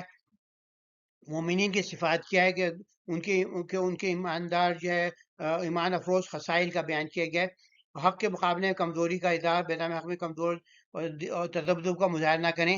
اور اللہ کی مدد آزمائش کیسے آتی ہے، اور اللہ کی مدد طلب کرنا جو ہے، اور اطمینان قلب کی ضمانت. تو بسم اللہ الرحمن الرحیم. یہ سنت کا نہیں الفاظ، یہ تمہارے پاس نفل جیسے نماز پڑھتے ہیں، یہ وہ سنت بھی نہیں ہوتی، نفل بھی نہیں ہوتی. نفل مانے کہ یہ تو بونس ہے، انفال. تو اس کو ایسے اللہ تعالیٰ نے نماز دی ہے کہ بھئی تمہارا حق نہیں ہے. تمہارا تو وہ تھا فرض کے جہاد کرنا، تم نے جہاد کیا، اب اسے کچھ تمہیں مل رہا ہے تو وہ بونس ہے تمہارے لیے. تو اللہ تعالیٰ نے تمہیں اتنا اجر عظیم دیا ہوا ہے اس کے اندر. تو شہادت یا غازی ہونا، تو اس کے اندر یہ ہے آپ اس کے اندر پرواہ نہیں کریں. تو کیونکہ لوگ جو سمجھ رہے تھے کہ کیونکہ عربوں کا تو دستور تھا کہ جو جس کے ہاتھ آ گیا وہ اس کو ہوگا. تو پھر لوگوں نے بھی اعتراض کیا تھا کہ جو جنگ کی ایفرٹ کو اپنے وہاں بیٹھے ہوئے گھر کے اندر بیٹھے ہوئے سپورٹ کر رہے ہوتے ہیں. کچھ جو لوگ ہوتے ہیں وہ اسٹریٹجی بنا رہے ہوتے ہیں، تو وہ جو ہے جو جمع کرنے والا اس کے سب مل جائے، وہ جوان ہے بھاگتا ہوا چلا گیا. تو انہوں نے کہا قل الانفال للہ والرسول. تو اللہ نے چھٹی کر دی، یہ کہ سارے کے سارے انفال جو ہیں اللہ اور اس کے رسول کے لیے ہیں. اب ان کا ایک دم سے اب جو ان کو بتایا جا رہا ہے کہ جو ہے فَاتَّقُوا اللَّهَ وَأَصْلِحُوا ذَاتَ بَيْنَكُمْ وَأَطِیعُوا اللَّهَ وَرَسُولَهُ إِن كُنتُم مُؤْمِنِینَ. المؤمنین الذین، اب جو ان کے لیے جو ہے وجلت قلوبهم اذا تلیت علیہم آیاتہ وزادتهم ایمانا وعلی ربہم یتوکلون، کہ جو ان کے لیے اللہ جو ہے ان کا دل جو ہے مضبوط ہو جاتے ہیں، اور جب انہیں تلاوت کی جاتی ہے آیات زادتهم ایمان. تو یہاں پر کچھ لوگ کہتے ہیں کہ ایمان وہ نہیں ہوتا، گھٹتا بڑھتا نہیں، تو یہاں پہ اس کی تردید ہوتی ہے. تو یہ کہ اللہ کی خصوصیات ہیں، اور وہ جو بزدل ہوتے ہیں ان کی خصوصیات بھی بیان کی گئی. لوگ آپ سے مال غنیمت کے بارے میں دریافت کرتے ہیں، کہہ دیے مال غنیمت تو اللہ اس کے رسول صلی اللہ علیہ وسلم کا ہے. بس اللہ سے ڈرو، اپنے باہمی تعلقات درست رکھو، اللہ اس کے رسول کی اطاعت کرو اگر تم سچے مومن ہو. اگر یہ کہ مومن تو بس وہ ہیں کہ جب اللہ کا ذکر کیا جاتا ہے ان کے دل لرز اٹھتے ہیں، اور جب ان پہ ان کی آیت تلاوت کی جاتی ہے تو ان کی ایمان میں اور اضافہ ہو جاتا ہے، اور اپنے پروردگار پر توکل رکھتے ہیں. وہ نماز قائم کرتے ہیں، جو کچھ ہم نے عطا کیا اس میں سے راہ الہی میں خرچ کرتے ہیں. یہی لوگ تو سچے مومن ہیں، ان کے لیے ان کے اپنے یہاں بلند درجات ہیں، اور مغفرت ہے، اور عزت والا رزق ہے. ماشاء اللہ. یہ نصرت الہی تو کچھ ایسی شان سے نہ تصور پذیر ہوئی کہ جس طرح یہ ہوا کہ آپ کے رب نے آپ کو حق کے ساتھ آپ کے گھر سے جنگ کے لیے نکالا، حالانکہ مومنین کا ایک گروہ اس پر ناخوش تھا. وہ حق کے بارے میں آپ سے اس طرح جھگڑ رہے تھے کہ حق واضح ہو جانے کے بعد بھی انہیں یقین نہیں آ رہا تھا، وہ موت کی طرف دھکیلے جا رہے ہوں، وہ اپنی آنکھوں سے دیکھ رہے ہوں. اور منظر بھی یاد کرو جب اللہ تعالیٰ نے تم سے وعدہ کر رکھا تھا کہ دو گروہوں میں سے ایک تمہیں میسر آئے گا. تو اور کیونکہ یہ تھا ایک قافلہ نکلا تھا ان کا ابو سفیان کا، جو تھی لاکھوں 1 لاکھ درہم کے قریب جو تھے مال لے کے آ رہے تھے، لدا بندہ مال جو تھا اس سے جو تھی اپنی شام سے. اور ایک جو تھا لڑنے کے لیے نہیں آ رہا تھا 1000 لوگوں کا لشکر. تو اللہ تعالیٰ نے کہا تھا ایک میں سے تمہیں ایک ملے گا. اور جب اللہ تعالیٰ کرے تو ایک، اور تم یہ چاہتے تھے کہ غیر مسلح گروہ تمہارے ہاتھ لگے، کیونکہ مسلمان تو سن کے تو جو بھی ہاتھ میں لگا، کسی نے نیزہ لے لیا، کسی نے اپنی گھر کا کوئی وہ لے لیا، جو بھی تھا، جو بہت کم تلواریں تھیں، بہت کم وسائل تھے. تو حالانکہ اللہ چاہتا تھا کہ اپنے فرمودات سے حق کو حق کا ثابت کر دکھائے اور کافروں کی جڑ کاٹ دے، تاکہ وہ حق کو غالب اور باطل کو نیست و نابود کر دے، مجھے کو کتنا ہی ناگوار ہو. اور موقع بھی یاد ہے جب تم نے رب سے فریاد کو نہ تھے تو اس نے تمہاری دعا قبول فرمائی، تو تمہیں یقین دلایا کہ میں پے در پے آنے والے 1000 فرشتوں سے تمہاری مدد کروں گا. اللہ نے یہ فرشتوں کی کمک تو صرف بشارت کے طور بھیجی، تاکہ اس لیے تمہارا دل مطمئن ہو جائے. در حقیقت فتح نصرت تو صرف اللہ ہی کی جانب سے ہے، لیکن اللہ تعالیٰ غالب حکمت. تو یہاں پر بتایا کہ مال غنیمت کی حقیقت کیا ہے، کہ وہ اللہ رسول کے اصلی میں تو مومن کی صفات بیان کی، حق کے مقابلے میں کمزوری کا اظہار ہو سکتا ہے مسلمانوں سے بھی، اور اللہ کی مدد آزمائش ہے، اور صبر فتح وعدہ صبر استقلال کی آزمائی، وعدہ خلافی نہیں بلکہ اخلاص و کمزوری میں تمیز مقصود تھی. اللہ کی مدد طلب کریں. فرشتوں کی بشارت ہوئی مسلمان کی گری آزاری پہ، قلوب کا اطمینان، ثابت قدمی کا سامان، مدد الہی نیاز مندوں کی شامل حال۔ اطمینان قلب کی ضمانت ہے، واحد منزل قلوب کا سکون ہے کے لیے دی جاتا ہے۔ فتح صرف اللہ کے ہاتھ ہے، کامل ایمان جو ہے کامیابی کا لیڈ ہے۔ یہ مطلب نہیں ہے کہ بھئی آپ کے وسائل نہ ہوں، مگر اللہ تعالیٰ کبھی وسائل کے بغیر بھی جو ہے فتح دیتا ہے، کیونکہ اس میں پیش گوئی جو آ چکی تھی بقرہ کے اندر۔ تو اطمینان قلب کی ضمانت ہے، فتح صرف اللہ کے ہاتھ میں ہے۔ اور یہاں پہ سبق کیا ملا؟ مال غنیمت اللہ اور رسول صلی اللہ علیہ وسلم کے تابع، تنازع سے اجتناب کیا جائے۔ مومنین کی صفات راہ الہی میں خرچ کرنا کمزوری ایمان کی علامت ہے۔ آزمائش میں اخلاص اور کمزوری کی تمیز بدل الہی سچے متوکلین کے لیے اطمینان قلب جو ہے کہ اللہ کی نعمت ہے۔ مال غنیمت کے بارے فیصلہ اللہ اور رسول کے اختیار میں، اور اصل کامیابی جو ہے اللہ سے ڈرنے، تعلق مضبوط کرنے، اطاعت میں۔ مومن کی صفات بیان کی گئی ہے، ان کے انعامات بیان کیے گئے، ہم کیسے بنے، اور غزوہ میں بعض لوگوں کی ہچکچاہٹ اور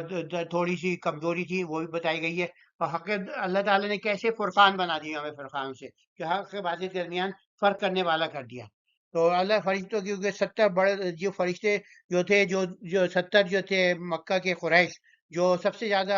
بڑھ کے جو تھے مسلمانوں کے خلاف تھے، ان کو اللہ تعالیٰ نے یہ تھی جو نے اسلام کی پوری زندگی اپنی جتا دی تھی کہ کسی طرح اسلام کا جو ہے اس کو مسلمانوں کو مارتے تھے، جتنے ظلم کرے تھے ان کا، وہ ایک دن کے اندر آ کے خود ہی جو ہے اپنی جو مرنے کی گھاٹ تھی وہاں پہنچ گئے، اور مسلمان نے جو تھے اس کو آرام سے ان کو مار دیا۔ اور فرشتوں کی مدد جو ہوتی ہے مومن کی تسکین ہوتی ہے۔ مال غنیمت جو ہے اللہ رسول کے تابع، تنازع سے اجتناب کیا جائے، اور راہ الہی میں خرچ کرتے رہے، نماز پڑھتے رہے، اور اس کے اندر کمزوری ایمان کی علامت ہے۔ یہ ہے کہ کمزور اس واسطے یہ کہ اس سے آپ وہ نہیں ڈریں، اس کے اندر آپ جیسے اپنی اسٹرینگتھن کریں فیتھ کو، آزمائش میں اخلاص اور کمزوری کی تمیز کریں، مدد الہی سچے متوقین کے لیے اطمینان قلب جو ہے وہ اللہ کی نعمت ہوتی ہے۔ تو یہ کہ اللہ وسائل کے بغیر بھی دے سکتا ہے، مگر اگر ایمان اسٹرانگ ہو تو، اور یہ ہر وقت نہیں ہے، جیسے اور جگہ آ چکا ہے کہ آپ جو ہے بقرہ میں بھی اور سورہ آل عمران میں بھی کہ آپ جو ہے تیاری رکھیں پوری۔ تو یہ جو ہے ٹاپکس پیکٹ جو ہیں ورسز ہیں، اس کے اندر کافی وہ ہیں، فرق قلب طہارت روح، فرشتوں کی مدد، مومنین کو حوصلہ، نافرمانے کا انجام، جنگ میں ثابت قدمی کی اہمیت، فتح جو ہے صرف اللہ کی طرف سے، کفار کے لیے اتباع، اطاعت الہی اور رسول صلی اللہ علیہ وسلم کی پیروی کی اہمیت۔ تو یہاں پہ بیان کیا گیا کہ اللہ نے اتنی سخت اس کے اندر کہ دشمن سامنے کھڑا ہوا ہے، اللہ نے بارش بھی بھیجی اور ان کو نیند بھی طاری کر دی، کو آرام سے سکون سے سوئے، اور پھر فرشتوں نے کیسے اللہ تعالیٰ نے ان کو فرشتوں سے کہا کہ ان کی مدد کریں۔ یاد کرو جب اللہ نے تمہیں اپنی جانب سے تسکین قلب عطا کرنے کے لیے نیند کی خونکی سے ڈھانپ دیا، اور تم پر آسمان سے باران رحمت برسایا، تاکہ تمہیں ظاہر باطن پاکیزہ کرے، اور تم سے شیطانی نجات دور فرمائے، اور تمہارے دلوں کو مضبوطی بخشے، اور بارش سے تمہارے قدم جمائے۔ کیونکہ بارش میں ان کو پانی پینے کے لیے پانی مل گیا، کیونکہ تو نکلے تھے ایسے ہی چھوڑی اس کے لیے ایکسپیڈیشن کے لیے، یہاں باقاعدہ جنگ ہے، تو ان کے پاس جو تھا وہ پانی جمع نہیں کر سکے، ان کی جو تھے ہر چیز پھسلان ہو گئی، یہ اوپر جگہ پہ قابل سے، تو ان کے لیے جو اور قدم جم گئے۔ اور پھر یہ وحی کو اللہ تعالیٰ کہتے ہیں جب تمہارے اپنے فرشتوں کو وحی فرمائی کہ میں یقیناً تمہارے ساتھ ہوں، پس تم اہل ایمان کے دلوں کو مضبوطی بخشو، میں عنقریب کافروں کے دلوں میں روب ڈال دوں گا۔ جو وہی ہوا جو تھے، اللہ تعالیٰ نے روب ڈال دیا، اور مسلمان جو تھے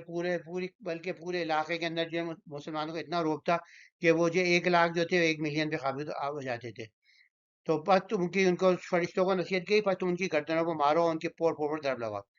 یہ اس لیے کہ انہوں نے اللہ اس کے رسول کی مخالفت کی، اور جو کہ اللہ اس کے رسول کی مخالفت کرے تو یقینا اللہ سخت سزا دینے والا ہے۔ یہ تو تمہاری سزا، بس کا مزہ چکھو، ایک جانو کافروں کے آتش ذوق کا عذاب موجود ہے۔ یہاں پر ایک اہم بات ہے کہ اللہ کے رسول کی عملی مخالفت یہ ہوتی ہے کہ آپ کو کوئی حدیث سے نبی پہنچ جائے اور آپ اس کو جو ہے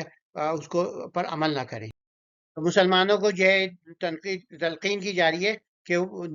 پیٹ نہ پھیرے جنگ میں، نہ بھاگے نہیں، کیونکہ جو اس سے پہلے کا جنگی تدبیر کے تحت کر سکتے ہیں، اس کے علاوہ کریں گے تو جو ہے تو اللہ کے غضب کا مستحق ہوگا۔ اور یہ بتایا جا رہا ہے کہ انہوں نے اللہ ہی نے جو ہے ان کو قتل کیا، اللہ ہی نے جو تھی جو وسلم نے مٹی پھینکی وہ بھی اللہ ہی نے پھینکی تھی، تو تاکہ اللہ ان کو سزا دے۔ اے کافر، اگر تم فیصلہ چاہتے تھے تو یہ فیصلہ تمہارے سامنے موجود ہو، اگر تم بھی اب بھی تم بعد آ جاؤ تو تمہارے لیے بہتر ہے، اگر تم پھر لوٹو گے تو ہم بھی لوٹیں گے، اور تمہاری جمعیت تمہارے کچھ کام نہ آئے گی، چاہے وہ کتنی زیادہ ہو، لیکن دیکھو کہ اللہ مومنین کے ساتھ ہے۔ ایمان والو، اللہ کے رسول کی اطاعت کرو اور اس سے روح گردانی نہ کرو، حالانکہ تم احکام سن رہے ہو۔ یہ بتایا جا رہا ہے کہ کیسے اللہ تعالیٰ نے سکون قلب دیا، بارش بھیج کے اور نیند بھیج کے، اور فرشتہ کی مدد بھی دی، اس سے حوصلہ ان کا بڑا، جنگ میں ثابت قدمی کی ہدایت کی گئی ہے، اور فتح اللہ کی طرف سے، فتح اللہ کی طرف سے آئی، کفار کے لیے انتباہ کیا گیا، اطاعت اللہ اور رسول اللہ کی پیروی کی ہدایت کی گئی۔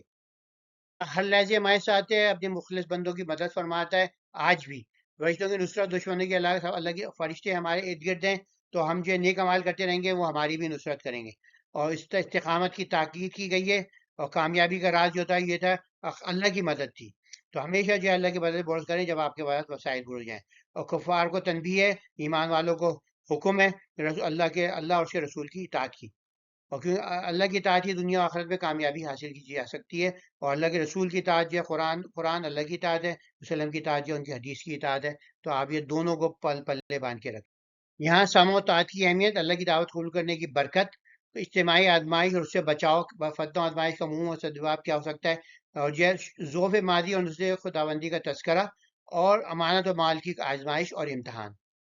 ان لوگوں کی طرح نہ ہو جو کہتے ہیں ہم نے سنا مگر سنتے نہیں ہیں، خالو سمینا وہم لا یسمعون، ان شر الدواب عند اللہ سم بکم الذین لا یعقلون۔ تو گونگے بہرے لوگ جو ہیں، تو وہ جو ہیں جو عقل استعمال نہیں کرتے ہیں، وہ لوگ ہیں اللہ تعالیٰ بدترین مخلوق۔ تو اگر تم جو فیم خیر الاسماء تسمع ولہم، تو بہتر یہی ہوگا کہ جو تم سنو، اور یعنی کہ آپ سماع و طاعت کے رشتے میں بن جائیں۔ اور پھر جا الذین آمنوا استجیبوا للہ رسول، تو اللہ رسول بلائیں تو فوراً جو ہے اس کا جواب دو۔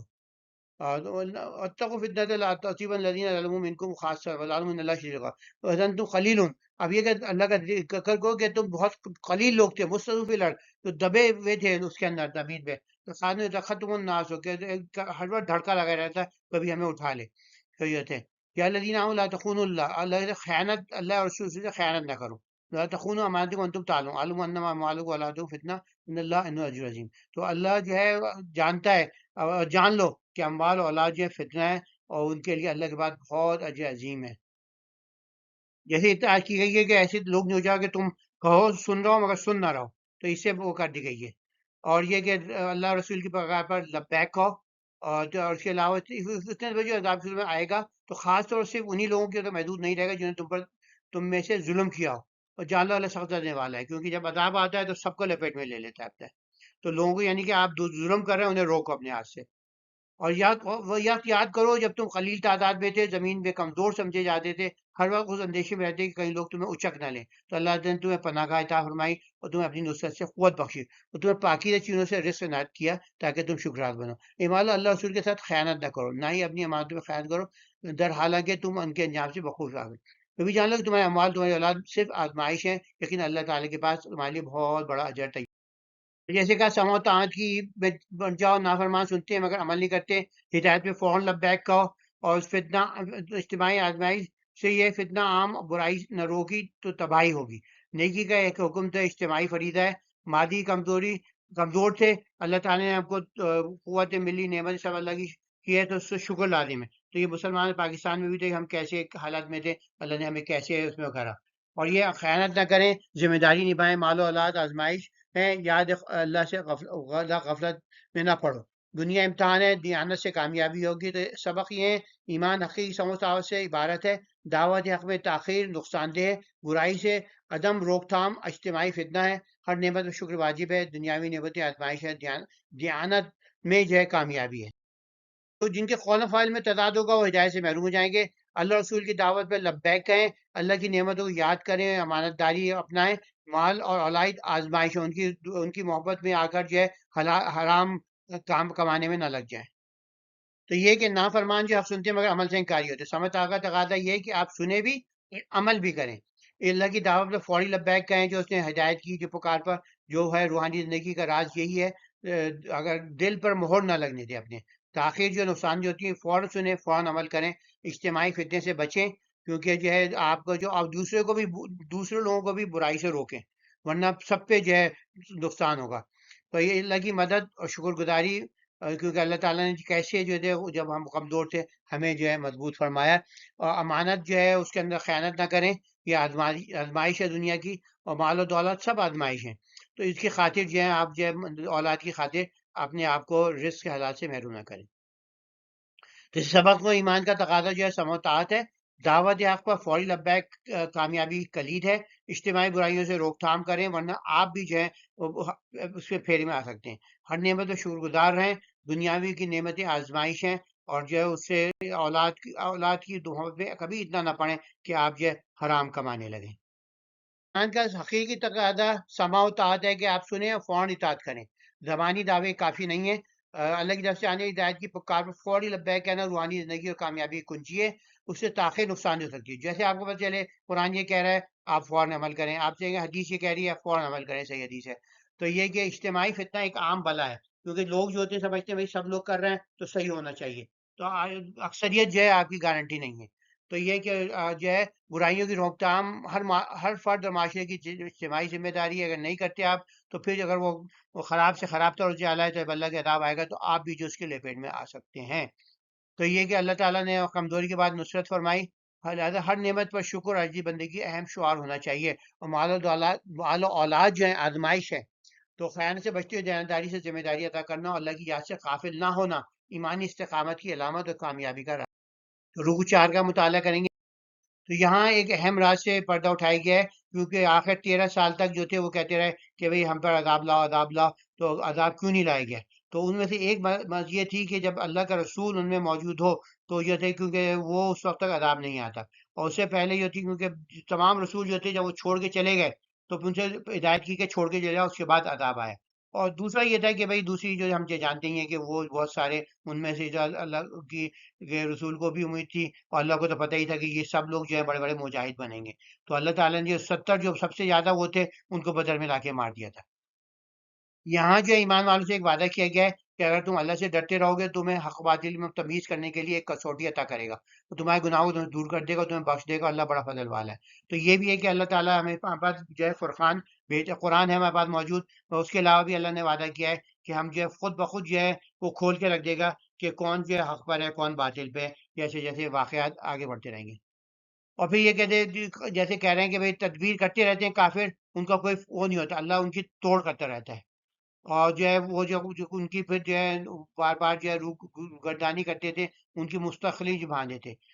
جیسے تو تمہیں پھر تو یہ کہتے تھے اے اللہ اگر یہ دعا کر کے جولی پھیلا کے بولتے ہیں اگر یہ قرآن حقاً تیری طرف سے تو ہم پر آسمان سے پتھر برسا دے، یہاں پر کوئی اور دردناک عذاب نازل کر دے۔ حالانکہ اللہ کی شان نہیں کہ جب تک تم ان کے درمیان موجود ہو تو انہیں عذاب دے، نہ ہی وہ انہیں عذاب دے گا حالانکہ وہ استغفار بھی کر رہے ہوں۔ تو اللہ کہہ رہے ہیں کہ ہاں عذاب تو ان کا بنتا ہے، کیونکہ یہ جو ہے ایک تو یہ کہ مسجد حرام سے روک رہے ہیں، ان کو متولی ہونے کا جو ہے حق بھی نہیں ہے۔ تو یہاں پہ مسلمانوں کو خوشخبری دی رہی ہے کہ جلدی جو ہے بدل جائیں گے تمہارے پاس، یہ تم بن جاؤ گے۔ اور جو ہے اور نمازیں بھی ان کی ایسی ہیں کہ سیٹیاں بجاتے ہیں، تالیاں پیٹنے کے ساتھ خوش نہیں تھے۔ تو جب وہ آئیں گے قیامت کے اندر تو ان کے کہا جائے گا جو کافر تھے آئے اپنے کفر کے بدلے عذاب کا بدلہ چکھو۔ یقیناً ان لوگوں نے کفر کیا، اپنے اموال اس لیے خرچ کر رہے ہیں تاکہ لوگوں کو اللہ کے راستے سے روکیں، بس وہ عنقریب اسے خرچ کرتے رہیں گے، پھر یہ ان کے لیے باعث حسرت ہوگا، پھر وہ مغلوب ہو جائیں گے، وہ لوگ جنہوں نے کفر کیا دوزخ کی طرف ہانکے جائیں گے، تاکہ اللہ ناپاک کو پاک سے جدا کر دے، پھر ناپاکوں ایک دوسرے پر رکھ کر سب کو اکٹھا کر دے، پھر سب کو جہنم میں ڈال دے، یہی لوگ تو خسارہ پانے والے ہیں۔ تو یہ اللہ تعالیٰ نے کہا ہے کہ فرمانے لائیے متقی بندوں کو اللہ تعالیٰ حق و باطل میں تمیز کرنے کی صلاحیت ادا کر دیتا ہے، ان کے گناہوں کو مٹاتا ہے، ان پر اپنی رحمت فرماتا ہے، اور کفار کی سازشیں اللہ کی تدبیر کو ہمیشہ جو ہے وہ ان کو اللہ تعالیٰ اللہ کی تدبیر جو ہے اس پہ حاوی آ جاتی ہے۔ اور یہ قرآن کفار کی ہٹ درمی پھر دوبارہ بیان کی جا رہی ہے، عذاب کی تاخیر کی وجہ یہ ہے کہ جو اللہ تعالیٰ کی موجودگی اور لوگوں کے استغفار تک عذاب نازل نہیں کرتا، تو حرکت سب عذاب کے مستحق تو ہو گئے، استغفار عذاب ڈالتا ہے اور رحمت لاتا ہے۔ تو یہ بھی بتایا گیا کہ یہ لوگ جو ہیں چپکے استغفار بھی کرتے رہتے ہیں، تم سے وہ کرتے ہیں بڑا آ کے سامنے آ کے، اور پیچھے بھی لوگ سب ان کے پیچھے کہہ رہے ہیں بھائی اللہ واقعی عذاب نہیں لے آئی ہو۔ اور پھر یہ کہ اللہ کے رسول موجود تھے کیونکہ ان کے دل جو تھے مفادات کی وجہ سے قبول نہیں کر رہے تھے، اور پریشر تھا اشرافیہ کے، بہت سے لوگ جو تھے فتح مکہ کے بعد کتنے لوگ مسلمان ہو گئے، یہ وہ پریشر آ رہا تھا، اور عبادات بھی ان کی بے مقصد تھی۔ حق باطل کی علیحدگی، اللہ تعالیٰ کافروں کو مہلت دیتا تاکہ حق پر اور باطل واضح ہو جائے۔ تو ایمان کی علامات اور فتنوں سے بچاؤ، ایمان کا اصل امتحان مشکلات میں اللہ بھروسہ کرنے میں ہے، اور یہ اللہ کی مدد دشمنوں کا عذاب، اللہ کی مدد ہر حال میں ممکن ہے، ہمیں ہر اس کی پناہ میں رہنا چاہیے۔ کفر کی سازش جو ہے اس کا نتیجہ جو ہے اللہ تعالیٰ جو ہے ان کو شکست دیتا رکھتا ہے اگر مسلمان مضبوط ہوں۔ تو امتحانات اور تقوی کی اہمیت ہے، آزمائش میں کامیاب ہونے کا راستہ تقوی اور اللہ کی رضا طلب کرنا ہے۔ ہر آزمائش ہمیں اللہ کے قریب لانے کا ایک موقع ہے، ہمیں ان سے سیکھنا اور آگے بڑھنا چاہیے۔ رکو 5 جو ہے یہ اس کی صرف 3 سے 4 آیت جو ہیں اس کے اندر ہیں، اور باقی جو تو اگلے سپارے میں۔ تو ہم بیسکلی مضامین میں کفار کے لیے توبہ کا دروازہ کھلا ہوا ہے، اگر وہ بالکل ریکیسٹڈ نہ ہو، اور فتنہ اور ظلم کا خاتمہ اور دین حق کے غلبے تک جنگ کا حکم دیا گیا ہے حجاز میں، اللہ کی مدد پر بھروسہ کرنے کو کہا گیا ہے، مال غنیمت کی تقسیم کا اصول سکھایا گیا ہے، جو ہم جو ہے اگلے سپارے میں پڑھیں گے انشاءاللہ۔ بدر کی آزمائش اور حکمت الہی اس میں کیا تھی وہ بیان کی گئی ہے، دشمن کی تعداد کو کم دکھانے کی کیا مصلحت تھی وہ بھی بتائی گئی ہے۔ تو اس سپارے میں صرف 3 صورتیں ہیں، تو بیسکلی ان سے کہا گیا ہے کہ وہ کافروں کو جو ہے آپ اگر وہ اپنا وہ بدل دیں ڈائریکشن تو ان کو جو ہے معافی مل سکتی ہے، اور پھر یہ کہ جب تک حجاز میں فتنہ برقرار ہے اس وقت تک تم ان سے قریشیوں سے جنگ لڑتے رہو۔ اور پھر اب یہ ہے کہ ہم آگے دیکھتے ہیں ان اللہ نعم المولا و ان اللہ مولاکم، اللہ تمہارا مولا ہے، اور نعم المولا و نعم النصیر، بہترین مولا اور بہترین وکٹر ہے۔ آپ کافروں سے کہہ دیے اگر وہ اپنی روش سے باز آ جائیں تو ان کے سابقہ گناہ معاف کر دیے جائیں گے، لیکن اگر وہ پھر بھی اگر وہ پھر وہی کچھ دہرائیں گے تو انہیں معلوم ہونا چاہیے کہ اس سے پہلے جو اقوام گزر چکی ان طریقہ کار سنت اللہ یعنی موجود ہے، اور منکری حق سے جنگ جاری رکھو یہاں تک کہ فتنہ باقی نہ رہے اور دین کلیتن اللہ کے لیے ہو جائے۔ پھر اگر وہ کفر سے بعد آ جائیں تو یقین اللہ ان کے اعمال کو دیکھنے والا ہے۔ باقی جو حکم جو اور جان لو یہ اگلے سپارے میں ہوگا، یہ بھی ہم اگلے سپارے میں ڈسکس کریں گے۔ کفار کے لیے توبہ کا دروازہ کھلا ہوا ہے، خصوصاً اگر وہ ایٹیچیوڈ بدل کے مسلمانوں کی ڈائریکشن میں آ جائیں، اور فتنہ اور ظلم کا خاتمہ اہم ہے۔ باقی تب سب ٹاپک ہیں جو ہیں ہم جو ہے کل انشاءاللہ ڈسکس کریں گے، ہم انشاءاللہ کل جو ہے ڈسکس کریں گے۔ تلخیص کے اندر صرف ہمارے 2 موضوع ہیں، اس کے اندر ایک کفار کے لیے توبہ کا دروازہ کھلا ہے، فتنہ اور شرک کے خاتمے کا حکم ہے ہمیں، اور تو یہ کہ سبق میں کفار کی توبہ کا موقع جو ہمیشہ دینا چاہیے، فتنہ اور شرک کا خاتمہ مقصود اسلام ہے، اللہ ہی اصل کارساز ہے، مال غنیمت کی عادلانہ تقسیم اور بدر میں حکمت الہی کا حضور اور مجھ کو حوصلہ کیسے حوصلہ بخشا، یہ سب انشاءاللہ کل ہم غور کریں گے۔